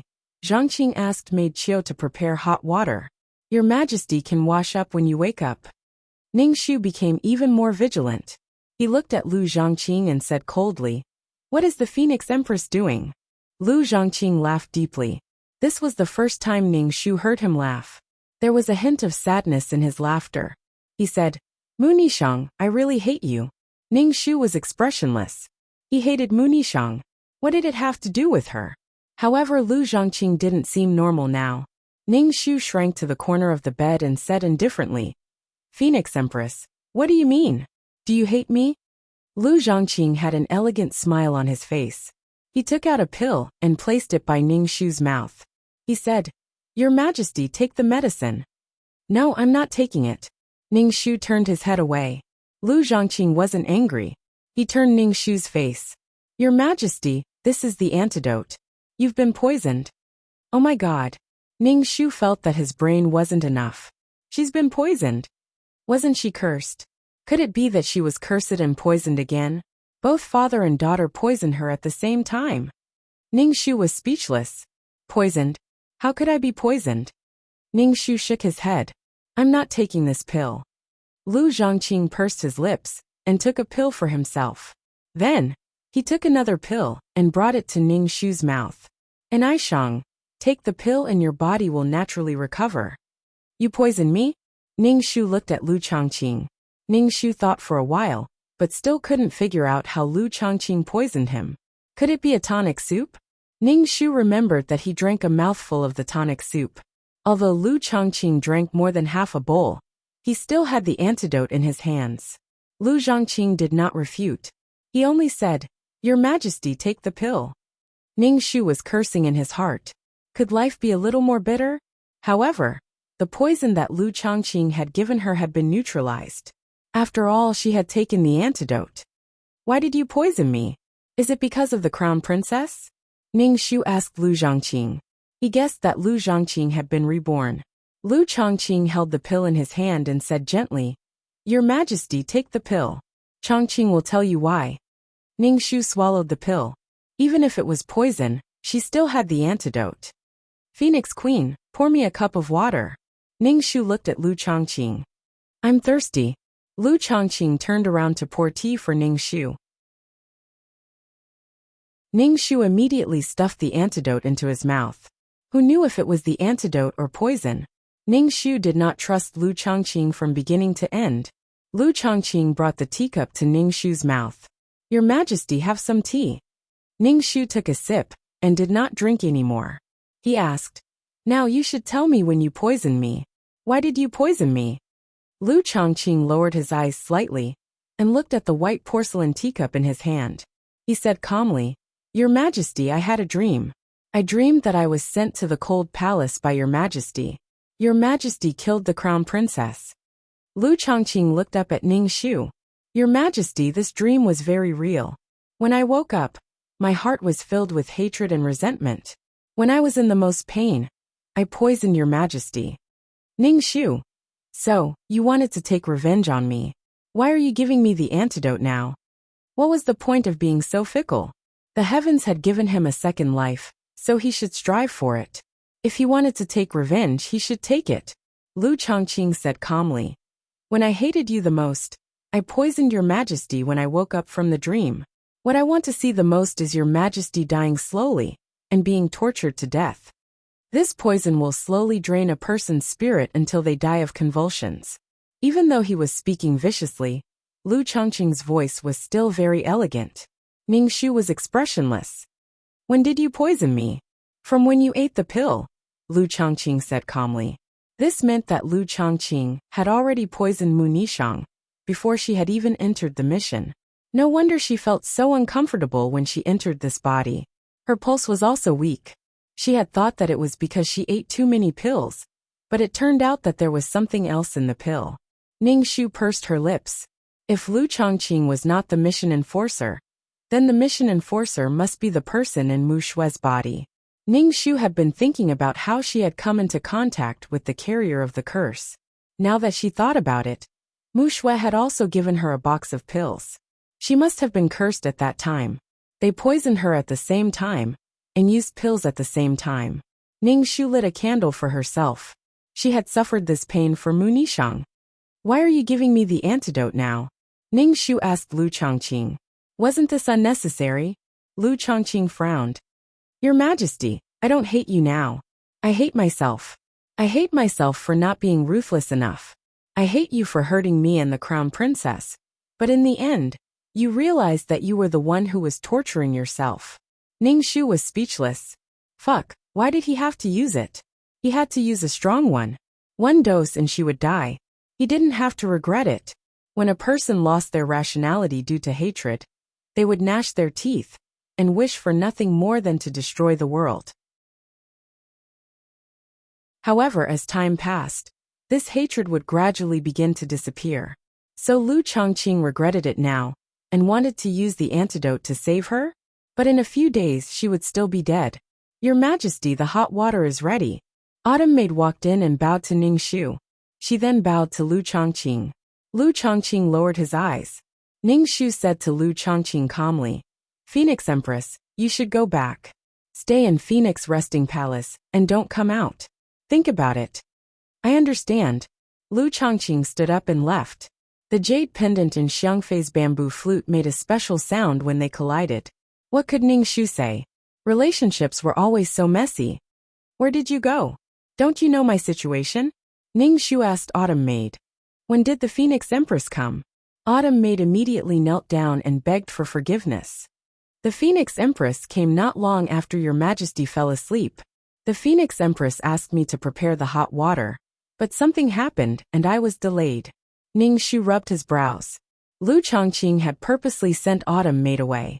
Ning Shu directly issued a decree that Lu Chongqing was grounded for a month to prevent him from causing trouble again. Lu Chongqing didn't say anything after being grounded by Ning Shu.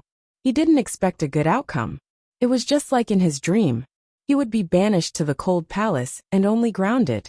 The Phoenix Empress and the Crown Princess were both grounded, which made the atmosphere a bit strange. Ministers constantly sent up memorials to lift the Crown Princess and the Phoenix Empress confinement. Ning Shu simply threw these memorials to the side and ignored them. She could do whatever she wanted. These things could not threaten her.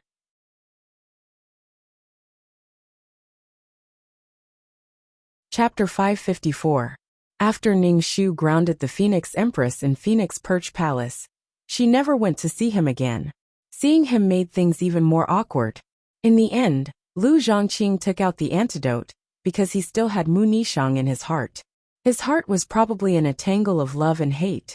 He could have not taken out the antidote, but in the end he still took it out. It was one thing if he took out the antidote. He could have given it to her without anyone knowing. But he confessed everything. It was like a broken pot smashing a broken pot. Lu Zhongqing obediently stayed in Phoenix Perch Palace. He did not make a fuss. He was very calm. No matter how one looked at it, it was like his heart was dead.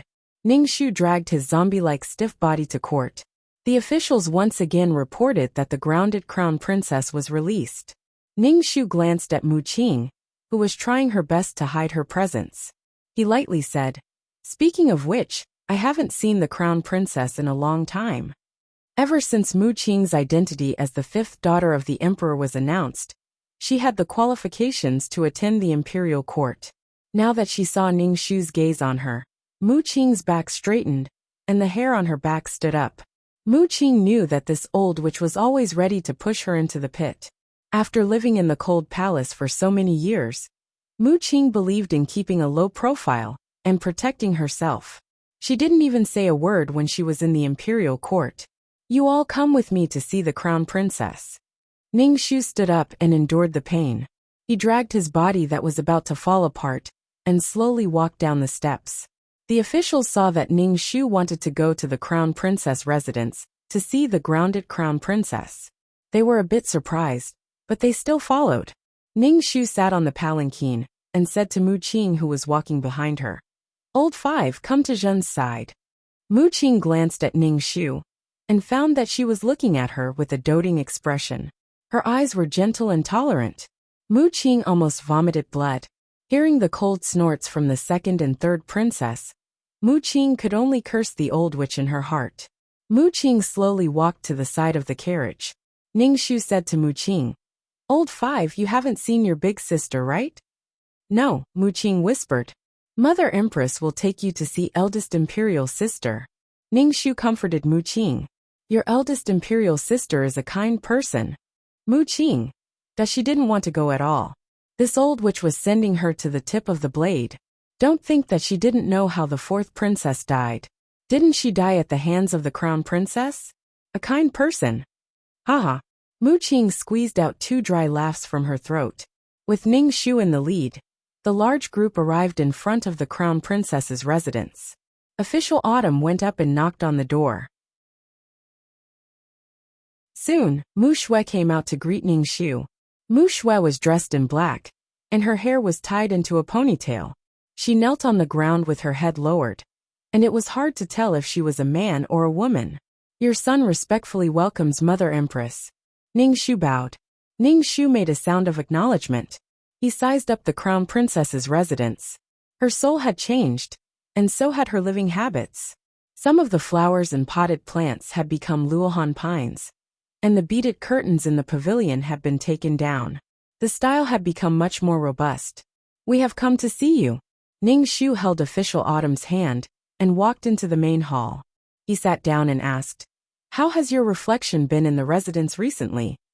Mu Shue's face was filled with sincere remorse. Her eyes were filled with admiration for Ning Shu. She said, "Your son knows his mistake." Ning Shu ignored Mu Shue's admiring gaze. He pushed Mu Qing, who was beside him. Mu Qing was suddenly pushed out, and she stumbled and almost fell to the ground. "Crown Princess, this is the 5th Princess Mu Qing. She used to live in the cold palace. We saw that she was living a sinful life, so we took her in." Ning Shu introduced Mu Qing to Mu Shue. Mu Qing's face twitched. She hurriedly bowed to Mu Shue. "Mu Qing greets your highness, Crown Princess." Mu Shue's gaze swept over Mu Qing's face. Her brows slightly furrowed, but they quickly relaxed. She bowed to Mu Qing and said, "Greetings, 5th Imperial younger sister." Mu Qing's face stiffened and trembled. She then retreated to Ning Shu's side. Mu Qing, who had lived in the cold palace since she was young, was very observant. She could keenly sense the malice in other people's emotions. She felt that the crown princess's gaze was filled with deep coldness, and there was also a hint of ridicule in it. Ning Shu smiled gently and said, "This child is very obedient. We quite like her." "Mu Qing, old witch, ever since that child Mu Yao left, there was no one by my side to talk to. Fortunately, I have this child by my side to talk to me." Ning Shu looked at Mu Qing with a kind gaze. "Please don't say any more." Mu Qing felt her eyelids twitching. She lowered her head and looked bashful. Mu Shue narrowed her eyes. First it was Mu Yao. Now there was someone like Mu Qing. Mu Shue sneered in her heart. Ning Shu stood up. "We came to see you. We thought you had reflected on your actions, so we took the opportunity to borrow your confinement order. But now, Crown Princess, you should continue to be confined. We don't think you have repented at all." Mu Shue knelt on the ground and said with a frown, "Imperial Mother, this child really knows her wrongs. This child is truly regretful about 4th Imperial younger sister's matter. This child has never thought of harming 4th Imperial younger sister." Ning Shu said coldly, "You're not being honest. We asked you why you went to Mu Yao's residence, but you didn't tell us. What made you go to 4th Imperial younger sister's residence? We want to hear the reason." Mu Shue's eyes flashed, making her eyes seem even darker. She hesitated for a moment before saying, "This child heard that 4th Imperial younger sister's residence has dragon robes." "Impudent." Ning Shu grabbed the teacup on the table and smashed it at Mu Shue's head. Mu Shue swayed slightly and dodged the teacup. The teacup fell to the ground and shattered into pieces. The tea spilled on the ground and steamed. Ning Shu thought, "Fuck, you dare to dodge?" "Imperial Mother, this child also heard about it. So I wanted to go to 4th Imperial younger sister's residence to confirm it." When Mu Shue said this, her heart was full of regret. She shouldn't have gone to 4th Imperial younger sister's residence. At that time, she was certain that there was a dragon robe in 4th Imperial younger sister's residence. It was because she thought, "Your beloved daughter secretly hid a dragon robe in her residence. She looks pure and innocent, but she's also a scheming person." Mu Shue went to 4th Imperial younger sister's residence, but she didn't expect such a thing to happen. "Then did you find the dragon robe?" Ning Shu looked coldly at Mu Shue. Mu Shue pursed her lips and shook her head. "At that time, this child didn't look for the dragon robe. Why didn't you tell me about this matter? Why did you deal with it in private? Crown Princess, as the heir to the throne, there are many people watching your every move. For a groundless matter, you went against the imperial edict and did such an impulsive thing. I think you need to be grounded and reflect on yourself." "Your Majesty, please calm down." The ministers in the courtyard all knelt down and begged for mercy for Mu Shue. "Your Majesty, Crown Princess only did this because she wanted to know the truth."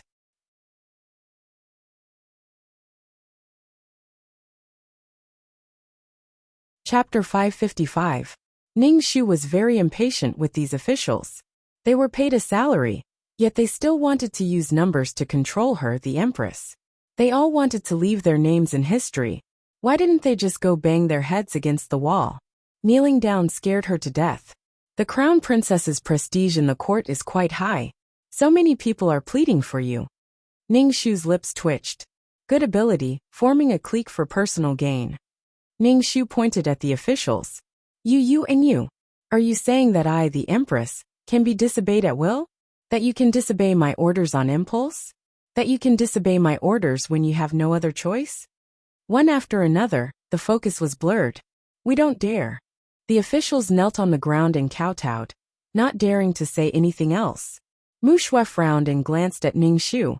She was a bit puzzled as to why he had come here today. Mother Empress, I was wrong. I didn't think before doing things. Mu Shui kowtowed again. I will reflect on my actions. Ningshu sneered and said coldly.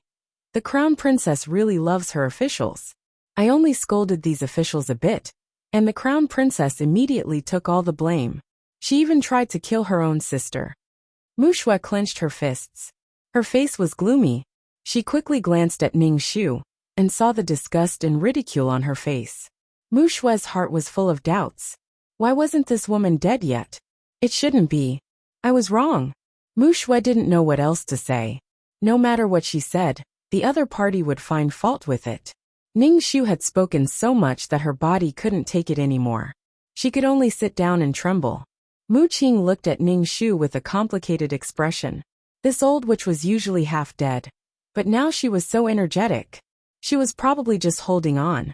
Ningshu's throat was bleeding. He glanced at official Autumn, and she immediately brought a cup of tea to Ningshu. Ningshu gulped down the tea and swallowed the blood in his throat. After drinking a cup of tea, Ningshu coldly snorted. If there's a next time, I will depose you of the crown prince. If you don't reflect on yourself and restrain yourself, I will depose you even if it means risking the country's foundation. Lao Wu, let's go, Ningshu said to Mu Qing, who was standing there like a pillar. Mu Qing instantly felt the crown princess's gloomy gaze sweep across her face. What was this old witch trying to do? Was he deliberately trying to pit her against the crown princess? Mu Qing felt that she did not have the power to go against the crown princess. Although she had the power given to her by the old witch, she did not have the same prestige as the crown princess. From what happened just now, it could be seen that if anything happened to the crown princess, most of the ministers would kneel down and plead for her. Mu Qing silently estimated her chances of winning against the crown princess. Now the old witch was purposely drawing hatred for her.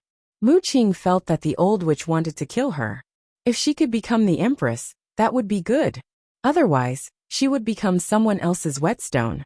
The old witch was so vicious, purposely wanting them to kill each other. What are you standing there for? Let's go. Although Ningshu was urging Mu Qing, his tone was full of love and tolerance. When Mu Qing heard this, her legs became weak. The old witch was not like this when they were in private.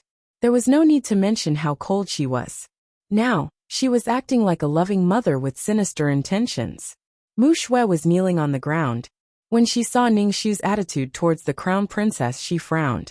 She could not understand why Mu Nishang did not like Mu Shui. They were both children, so why was there such a big gap?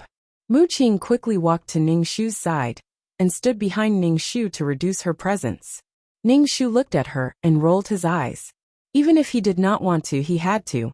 Mu Qing felt Ningshu's evil eyes again. She wanted to vomit blood. This old witch had a grudge against her, and it was revenge for being rude to her. Ningshu walked to the door and seemed to remember something. He said to Mu Qing, "You go out first. I have something to say to the crown princess." Mu Qing immediately went out and closed the door. Only Ningshu and Mu Shui were left in the room. Ningshu sighed and said to the kneeling Mu Shui, "Get up." "Thank you, mother." Mu Shui stood up. "Mother, what do you have to say to me?" "Actually, it's nothing." Ningshu took Mu Shui's hand. She lowered her head and looked at Mu Shui's fair and smooth hand. Then she looked at her own paws.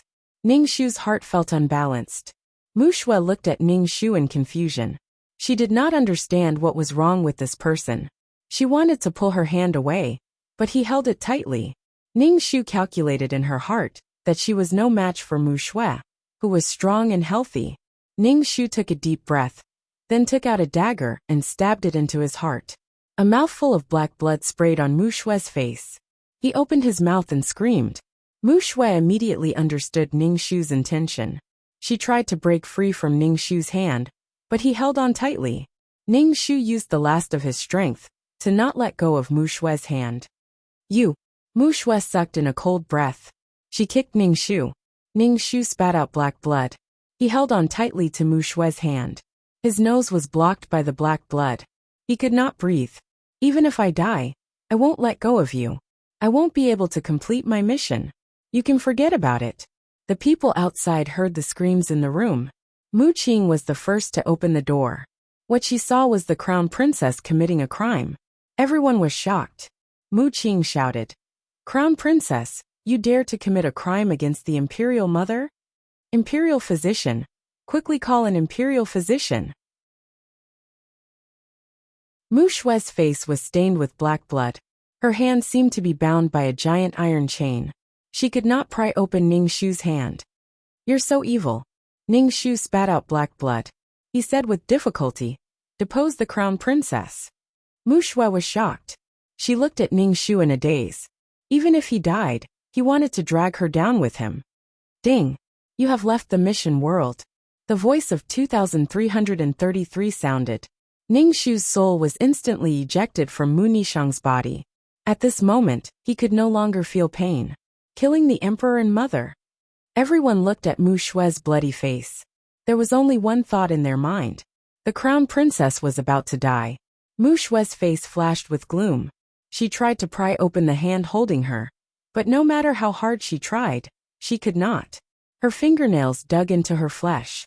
Mu Xue was shocked by this. Mu Qing took out the Imperial Guard's seal and had the Imperial Guards capture Mu Xue. Mu Xue looked at the seal in Mu Qing's hand and said coldly, "How dare you? I am the crown princess. Who dares to touch me?" "Mu Xue, you killed your sister and mother. This is a heinous crime." Before the imperial mother died, she said she wanted to depose the crown princess. Mu Qing waved at the Imperial Guards. The Imperial Guards rushed into the room and surrounded Mu Xue.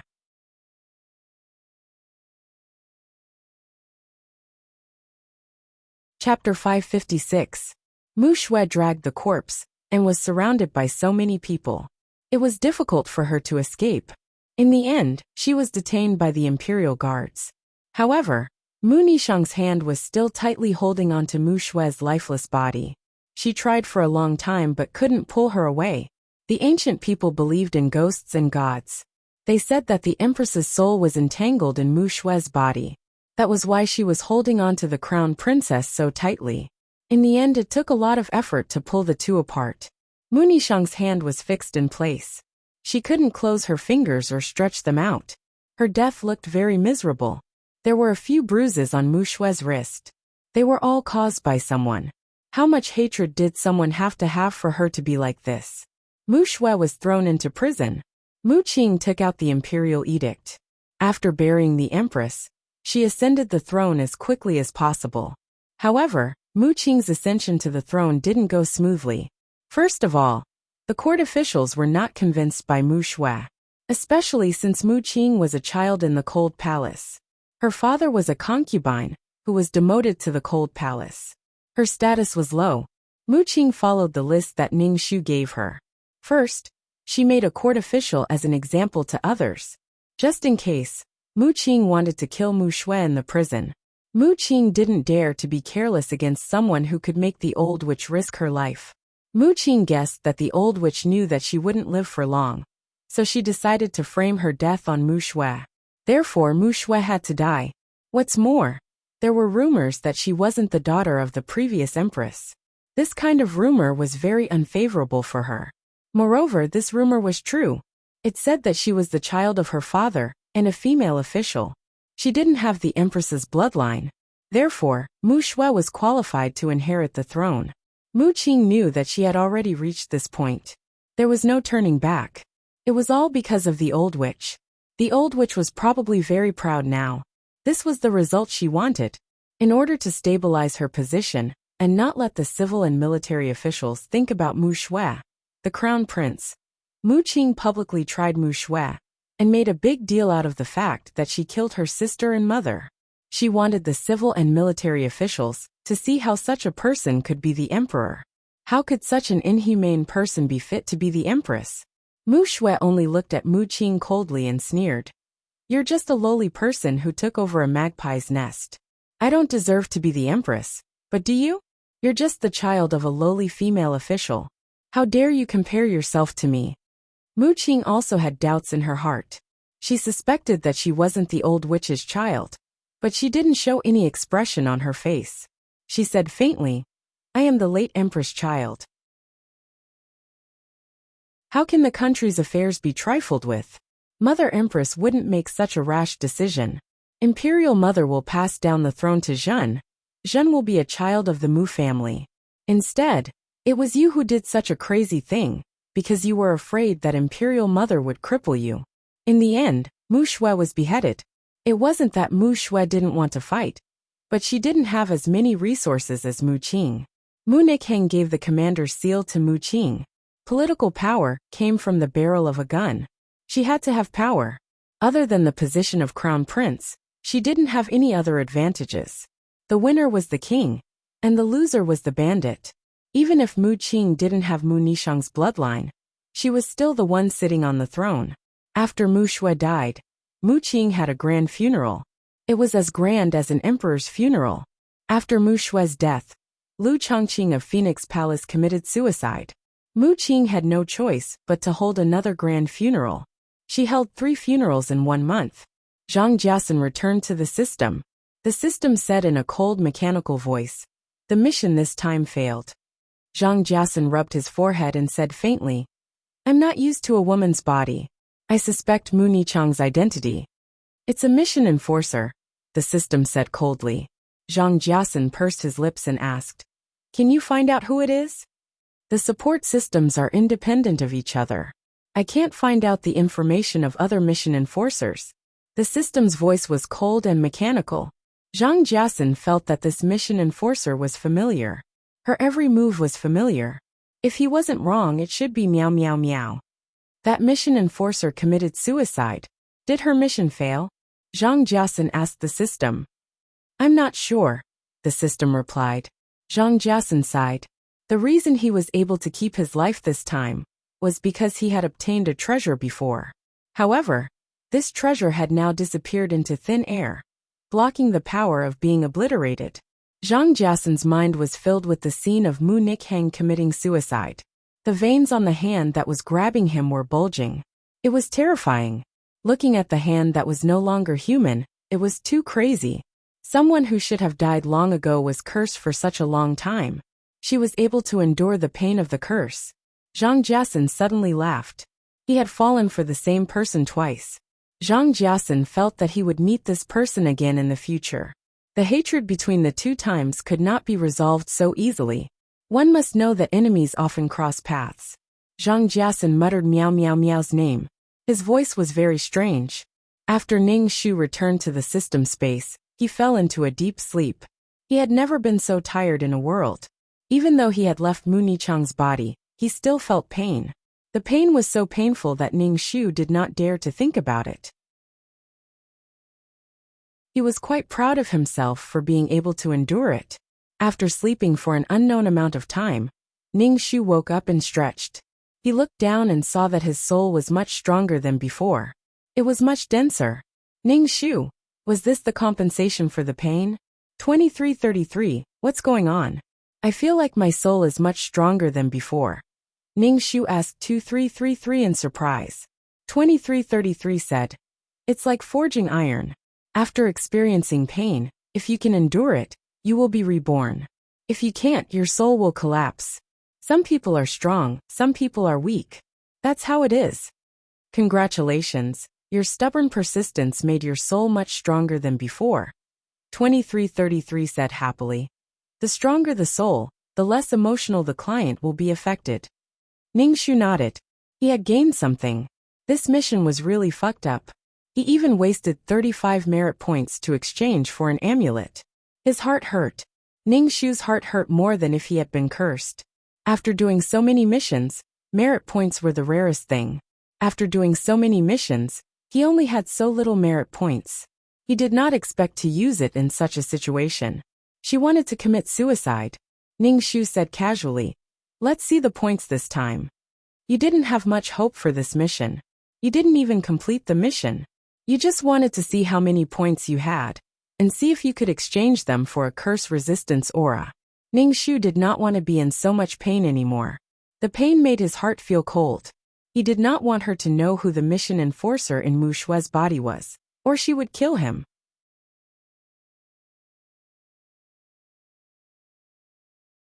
Chapter 557.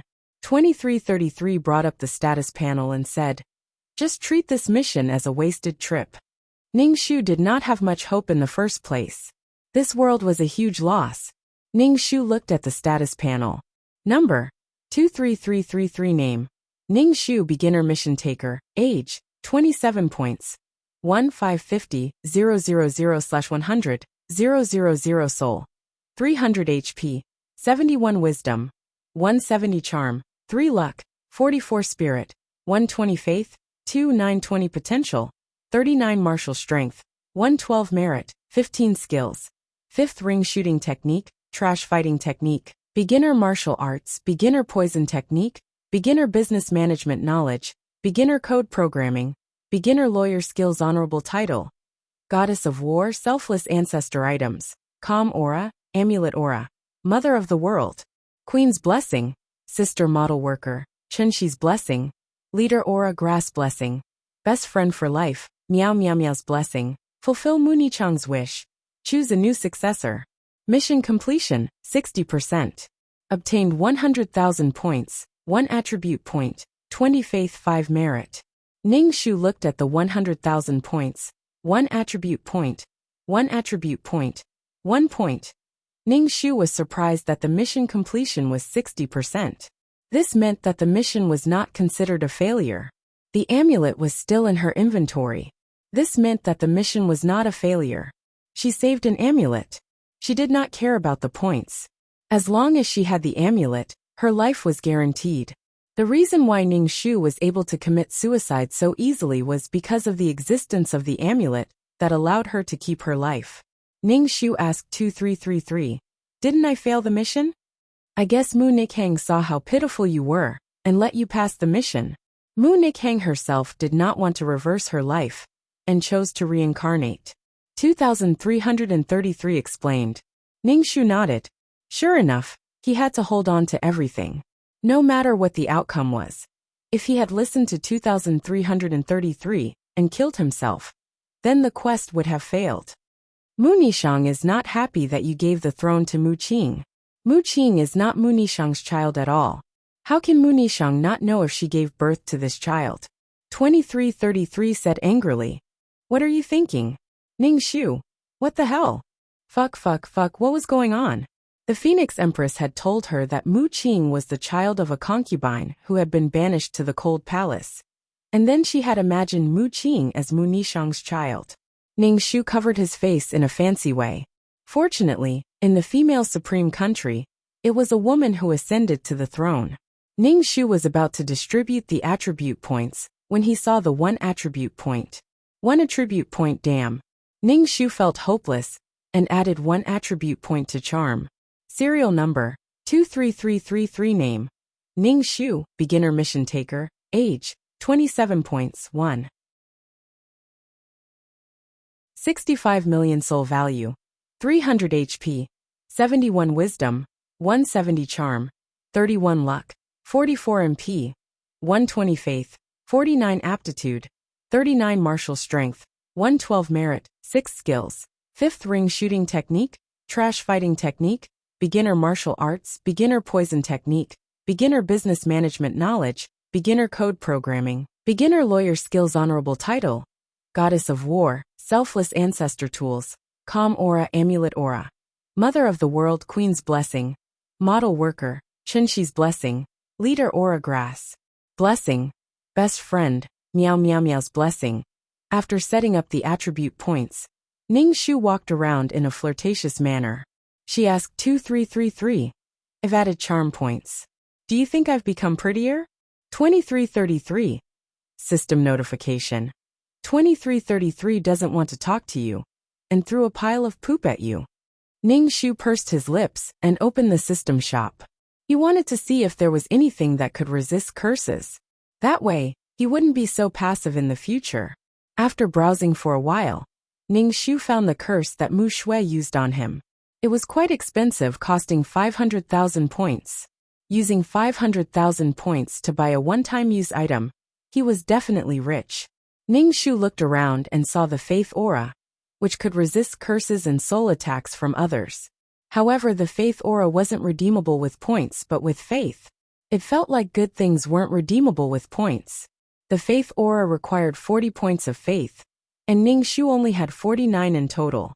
Ning Shu was a little hesitant. He asked 2333, "Is it worth it for 40 points of faith?"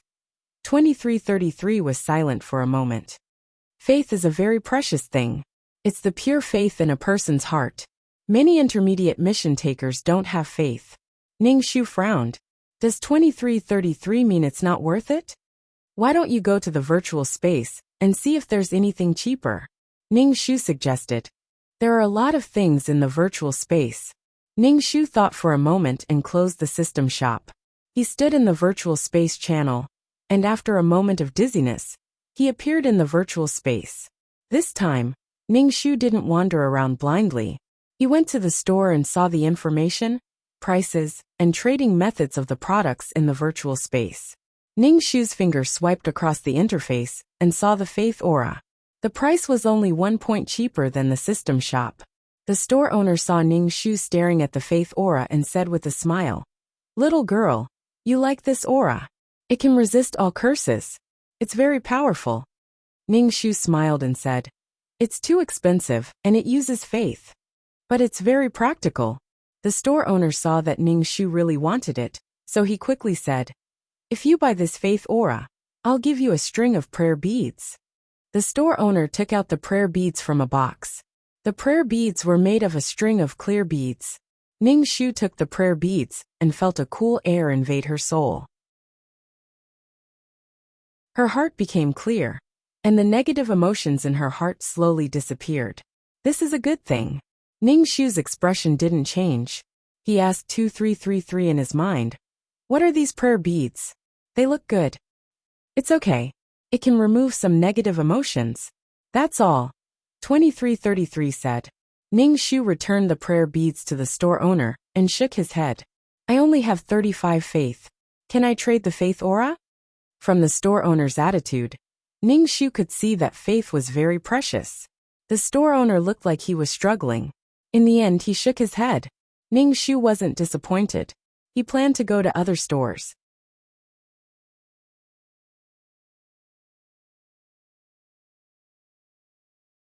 Chapter 558. Ning Shu planned to take a look at other shops. If she couldn't get it, she might return to this shop. After all, Ning Shu quite liked the rosary beads, which could calm her mind. Seeing that Ning Shu was about to leave, the shop owner gritted his teeth and said, "Okay, 35 points of faith. And a rosary beads," Ning Shu said happily. The shop owner's face trembled. Ning Shu paid 35 points of faith and had 14 points of faith left. Sure enough, things in the virtual space were cheaper. Ning Shu put on the rosary beads and immediately felt calm. The rosary beads were quite beautiful, round and full. After leaving the shop, Ning Shu went to a restaurant and ordered some food to satisfy her appetite. Ning Shu saw that the others were in groups of 3 or 5, and there were people who were sharing tables. However, she was always alone. She didn't have any friends she could talk to. It was as if the mission enforcers she met were all enemies. Forget it. Friends were not things like that. Instead of thinking about catching horses every day, it was better to plant grass now. In the future, there would be many horses coming to eat grass. When she became stronger, she would meet like-minded people. After eating a table full of dishes, Ning Shu wandered around the city for a while. She hadn't noticed before that there were casinos and arenas in the virtual space, and many mission enforcers participated in gambling. Ning Shu saw a mission enforcer lose everything and use his soul to gamble. In the end, he lost and only had his soul origin left. His soul was as thin as a bubble, which could burst with a poke. It would be difficult to enter the mission enforcer's body in such a state. Ning Shu felt that mission enforcers, even if they had become mission enforcers and had eternal life, were still humans. The bad habits of humans were also deeply buried in mission enforcers. The people in the casino saw Ning Shu stretch her neck and look around. They looked up and down at Ning Shu's soul. It was a rare tenacity. Ning Shu asked, "Little girl, do you want a few rounds?" Ning Shu quickly waved his hand. "I'm just looking around." After saying that, Ning Shu left the casino. She didn't want to touch this kind of thing. If she couldn't even resist this kind of temptation, how strong could she be? After walking around, Ning Shu returned to the system space. First, he sat cross-legged on the carpet and cultivated for a while. He only stopped when he could no longer absorb the materials in the system space. Then, Ning Shu took a book from the bookshelf. Her goal was to finish reading all the books on the bookshelf. Ning Shu couldn't feel the passage of time. He didn't know how much time had passed. He flipped through the book until he reached the last page. Then, he closed the book and placed it on the bookshelf. He watered the potted plants and ran on the treadmill. He touched here and there. He wasn't in a hurry at all. Ning Shu opened the exchange store and exchanged for basic survival items. Fasting pills, water, medicine, antidote pills, fake death medicine, and some realgar powder. Ning Shu discovered that the faking death medicine was a good thing. After exchanging the basic items, Ning Shu said to 2333, "Let's start the mission." "Okay." 2333 immediately said. Ning Shu's head was dizzy for a moment. He felt that his soul had entered a body. When he got used to the body, Ning Shu opened his eyes. He raised his head from his arms and moved his stiff neck. The original owner was sitting in front of the stove to light the fire. There was a flame licking the bottom of the pot. Ning Shu saw that the flame in the stove was getting smaller. She looked around and grabbed a piece of dry wood and stuffed it into the stove. The surrounding environment was very dim. There was a kerosene lamp on the table. Ning Shu didn't know what time it was. The room was full of the smell of beans. Not far away, there was a gauze filter for bean dregs. In the pot, snow-white soy milk was boiling. The soy milk was bubbling. This was making tofu. Ning Shu felt a little numb and quickly accepted the plot. The original owner was called Zhu Sunyang. She was already a wife. The family relied on Zhu Sunyang to make tofu. Her husband, Zhu Yanqiu, went to Shanghai to study. Zhu Sunyang was a woman with a hard life. When she was 8 or 9 years old, she was sold by her parents to the local Zhu family. With the Zhu family's conditions, they didn't need to raise a child bride. It was because Zhu Yanqiu, who was only about 4 years old at the time, was sick and didn't get better. The Zhu family only had one child. If she went, it would be like digging out the Zhu family's heart. Master Zhu had a son at an old age. He only had this one son at the age of 40. At that time, he had the mentality of driving away bad luck. He also wanted to divert Zhu Yanqiu's illness and transfer the bad luck to someone else. So, he came up with the idea of raising a child bride. It was late in the Qing dynasty. The Eight-Nation Alliance had already swept through the old summer palace. The warlords were divided, the society was in turmoil, and the people lived in poverty. Zhu Sunyang's parents had no choice but to sell Zhu Sunyang to the Zhu family. The Zhu family matched Zhu Sunyang and Zhu Yanqiu's birth characters and found that it was very suitable. So they gave Zhu Yanqiu's parents half a string of copper coins. From then on, Zhu Yanqiu was a member of the Zhu family. People in the countryside didn't have any names. Zhu Sunyang was the fourth child in the family, so she was called the fourth girl. The Zhu family wasn't satisfied with this name. Zhu Yanqiu's father, who was a scholar, gave the original owner the name Sunyang. He also gave Zhu Yanqiu the surname Zhu. In this way, even if they were a family, they could help share the bad luck for Zhu Yanqiu. A child bride didn't have any status in the family. In fact, Zhu Yanqiu's identity was like a maid who took care of Zhu Yanqiu. It was a bit like a servant girl. Zhu Sunyang, who was 8 or 9 years old, accepted her fate. At least she could eat her fill in the Zhu family. Perhaps it was because of the effect of driving away bad luck. Zhu Yanqiu's health gradually improved. From then on, Zhu Sunyang started to take care of Zhu Yanxiu every day. She bathed and fed Zhu Yanxiu. She also had to play with Zhu Yanxiu. It could be said that Zhu Sunyang was both a wife and a mother. Zhu Yanxiu inherited the good looks of the Zhu family. He wore a Westerner's little suit and small leather shoes. When he walked out, one could tell that he was a young master of a big family. In this Jiangnan water town, the turmoil and Beiping didn't have much impact here. With the abdication of the last emperor in the late Qing dynasty, the feudal society ended. The currency in circulation changed from copper coins to yuan datu, and all kinds of paper notes. Zhu Yanxiu and Zhu Sunyang also grew up.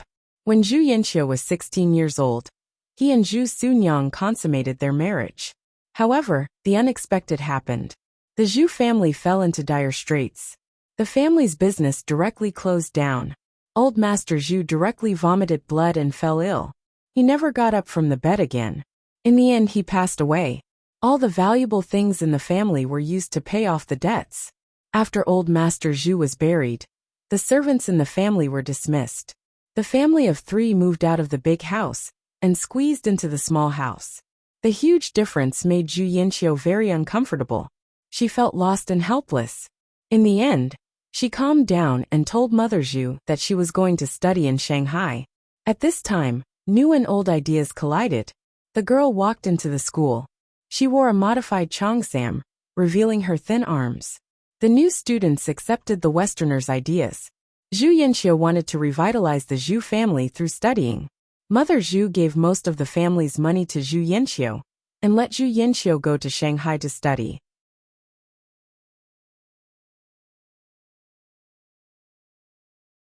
Chapter 559. Zhu Yanxiu carried a suitcase with the money her mother gave her and boarded the ship to Shanghai.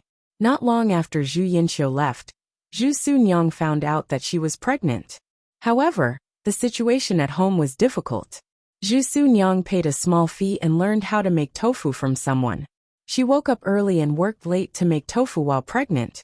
Making tofu was a very arduous job. Soaking the soybeans, grinding the pulp, using that kind of big millstone to grind the pulp, filtering it, boiling the pulp, adding the brine, and pressing it into shape. These were all done by Zhu Sunyang.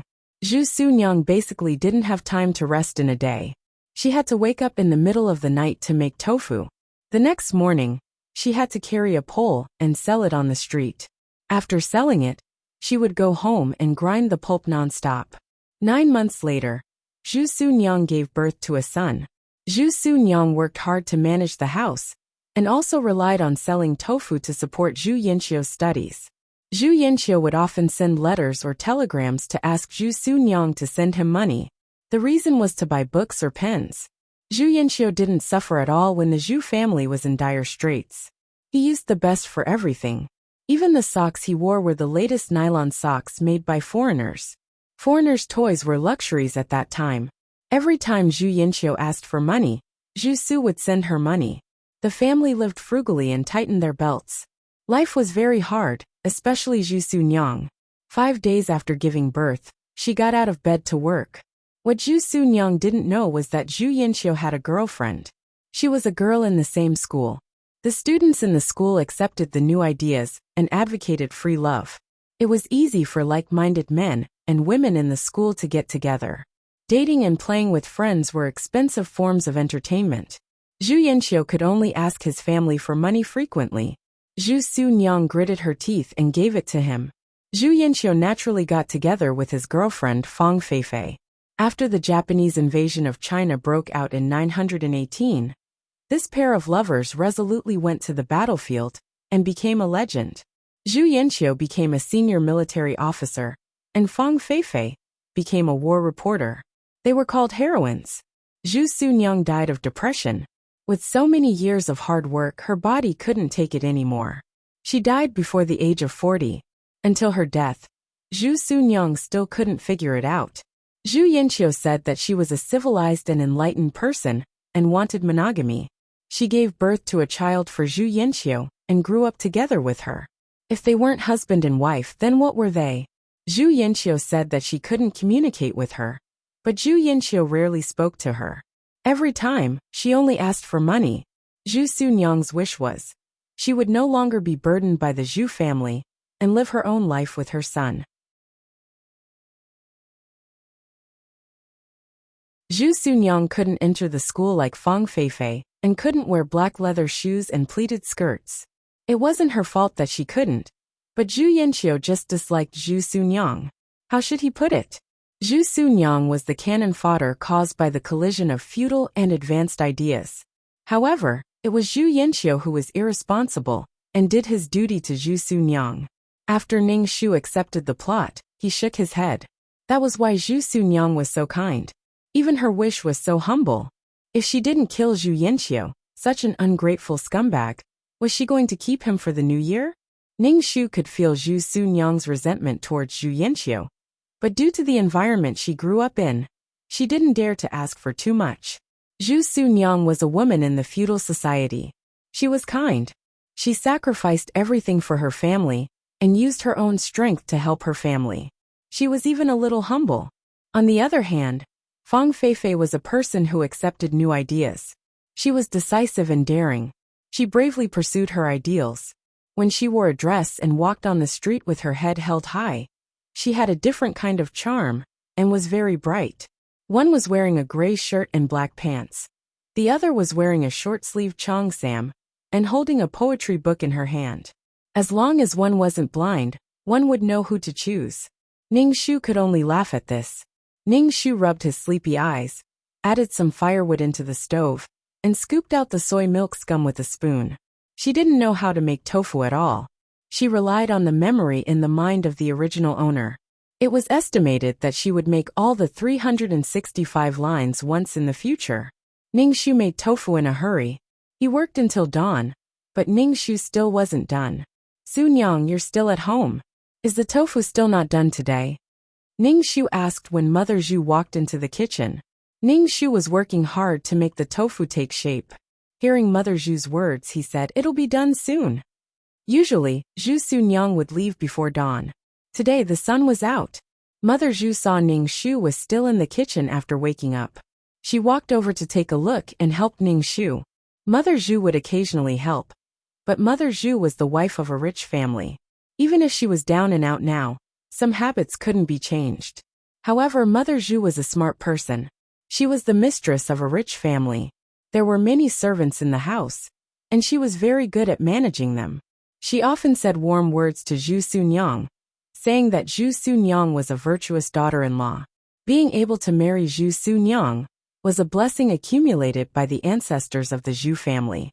Zhu Sunyang didn't have a high status in the Zhu family. She didn't even have the qualifications to eat at the table. Now that Mother Zhu acknowledged her, Zhu Sunyang was very happy. Zhu Sunyang was a kind person. Besides, she was already a member of the Zhu family. There was no place for her to go. Sunyang, has Yanqiu written recently? Mother Zhu asked Ning Shu. Ning Shu casually said, "Not yet. Probably soon." Zhu Yanqiu, who was in love, was always in need of money. After much difficulty, the tofu was finally done. Ning Shu placed the tofu on the pole and carried the pole on her shoulders.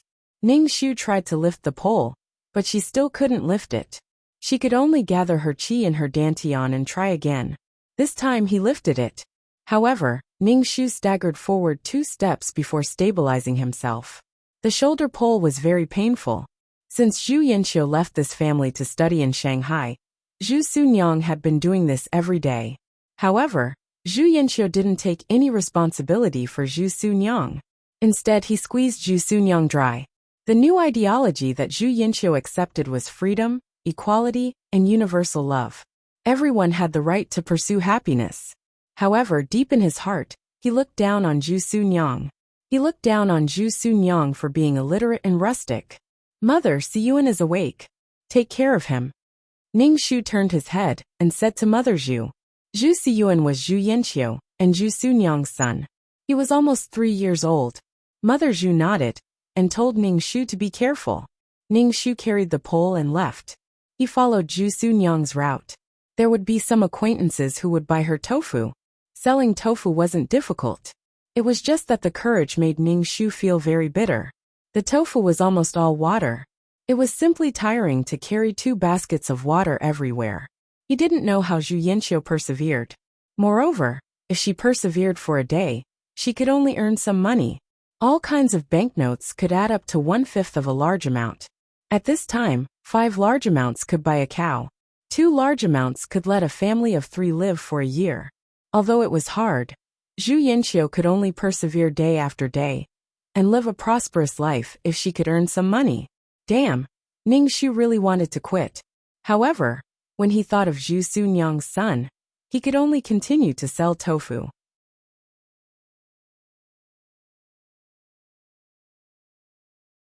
Chapter 560. Ningxu didn't eat anything when he went out in the morning. He bought a sesame seed cake from a stall and ate it. After that, he carried a pole and continued to sell tofu. Ningxu wasn't very confident about the tofu he made today. There was still some tofu left. Ningxu thought about it and took it back to dry it and made it into dried tofu for Zhu Siyuan to eat. It was good for grinding teeth. Ningxu first went to the post office to see if there was a letter or a telegram from Zhu Yanqiu. The people in the post office all knew Zhu Yanqiu. When they saw Ningxu, they said directly, "Sunyang, there is a telegram for you today." Ningxu, she wanted money again. Zhu Yanqiu was a debt collector. Damn it. Ningxu took the telegram and paid for it. Then he read the content of the telegram. Zhu Yanqiu said that the weather was cold and wet in Shanghai. She wanted to buy a coat. She wanted money. After leaving the post office, Ningxu directly tore the telegram sent by Zhu Yanqiu into pieces. "You deserve to freeze to death. You used my hard-earned money to please other women and acted like a young master in front of others. Get lost." Ningxu took the money from selling tofu today and went to a restaurant to buy a roast duck. Then he went to a meat stall and bought 2 pounds of meat and 1 pound of big bones. His family hadn't eaten meat for half a month. Zhu Yanqiu went in and out of high-end Western restaurants to eat candlelight Western food. Ningxu went home with a pole and saw Zhu Siyuan, who was 2 or 3 years old, playing in the yard. Zhu Yanqiu's mother sat under the eaves of the corridor, watching the child and sewing the soles of shoes. Seeing Ningxu come back, Zhu Siyuan and Ningxu ran over. Ningxu put down the pole and hugged Zhu Siyuan. This was Zhu Sunyang's precious egg. Zhu Siyuan was a little thin, and his hair was a little yellow. He looked a little malnourished. Zhu Sunyang cooked an egg for the child occasionally, or made some soy milk for him to drink when she made tofu. It could be said that the whole family was supporting Zhu Yanqiu and was sucked dry by Zhu Yanqiu. Mother Zhu put down the shoe soles in her hands and came over to see that the tofu hadn't been sold out. She had also bought meat and roast duck wrapped in oil paper. She frowned and said, "Why hasn't the tofu been sold out?" Ningxu said, "I want to make some dried tofu for Siyuan." "Why are you wasting so much money on so many things?" Mama Zhu asked. "Yanqiu's school fees are so expensive." "Mother, I know what to do." Ningxu carried the load to the kitchen. Mother Zhu didn't say anything and personally cooked a meal. 2 jin of meat and dried vegetables were roasted together. The oily food looked very tempting. Ningxu swallowed a mouthful of saliva. He really wanted to eat. Mother Zhu even cut the roast duck into slices and wrapped them in pancakes to eat.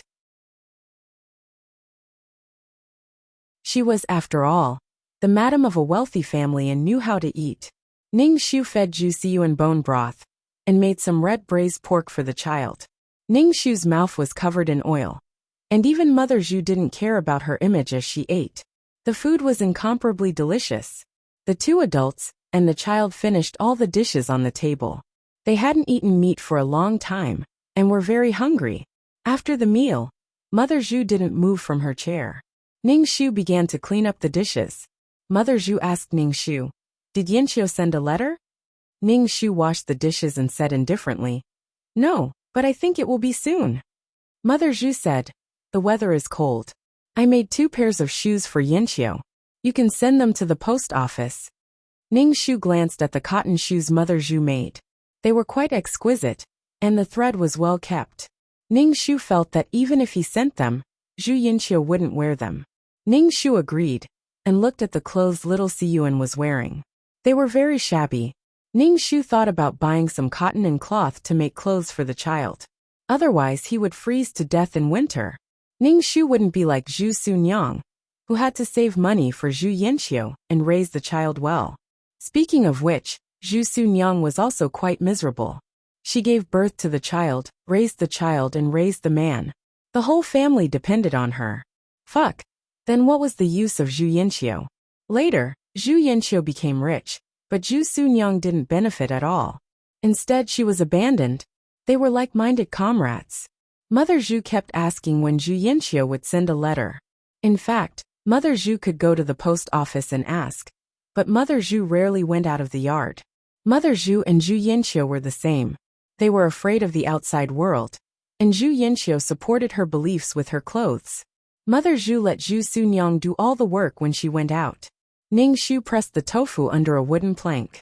There was a heavy object on the plank to press the water out of the tofu. After doing all this, Ning Shu walked into Zhu Sunyang's room and took out a box from the simple cabinet. There were banknotes and money in the box. There were more than 20 yuan in total. This was all saved by Zhu Sunyang through hard work selling tofu and living frugally. 20 yuan was already a huge sum of money. With this money, the family could live well. It had only been half a month since Zhu Sunyang sent money. Now, Zhu Yanqiu asked for money more and more frequently. She probably had some progress with Fang Feifei. It was more expensive for an artistic youth to be in a relationship. What they enjoyed was on a spiritual level. Ning Shu put away the money. Selling tofu today exhausted her. If she gave this money to Zhu Yanqiu, Ning Shu felt so distressed that she couldn't breathe. Now she had to save money quickly, so that she and her son could live a better life. Whatever she wanted to do, she had to eat her fill first. At this time, it was time for Ning Shu to grind the beans again. Pushing the big millstone made her dog tired. She didn't have time to rest at all. Ning Shu was so sleepy that she dozed off while pushing the millstone. This body was a little weak. Before the age of 40, she had fallen ill from overwork. When she was free, she still had to cultivate peerless martial arts. If she had known that it was a chaotic world, she would have exchanged for a gun in advance. She had to have the ability to protect herself. Grandma fell. She fell asleep on the ground. Zhu Siyuan walked over and fell when he crossed the threshold. He anxiously shouted at Ning Shu, who was pushing the millstone. Zhu Siyuan still couldn't speak clearly, but Ning Shu heard him clearly. Mother Zhu fell. Ning Shu went out of the kitchen and went to the living room. He saw Mother Zhu on the ground with her eyes closed and her face pale. She didn't look well. Ning Shu wanted to put Mother Zhu on the bed, but he couldn't do it alone. He said to little Siyuan, "Be good, Siyuan. Mother will go find someone. You look after your grandmother and don't run around." Ning Shu hurried out and found a few middle-aged women next door. He asked them to help move Mother Zhu to the bed. The reason why he only asked for women was to avoid suspicion. Mother Zhu was a widowed woman. There was no man in the house. If a man came to the house, it would be bad for her reputation. Although there were Westerners at this time who believed that everyone was equal, feudalism was deeply ingrained. It was very harsh on women. With the help of a few aunties, the fainted Mother Zhu was put on the bed. Ning Shu asked the aunties to take care of Mother Zhu and the child. He went to the pharmacy to find a doctor. You're tuning in to the Li Mei's Wuxia Whispers YouTube channel. We're so grateful for your support, and don't forget to subscribe to join us on this incredible journey through captivating stories. Your generosity through donations truly makes a world of difference, as it's the primary source of revenue that allows me to expand and enhance this channel for you. Thank you from the bottom of my heart for being a part of this adventure.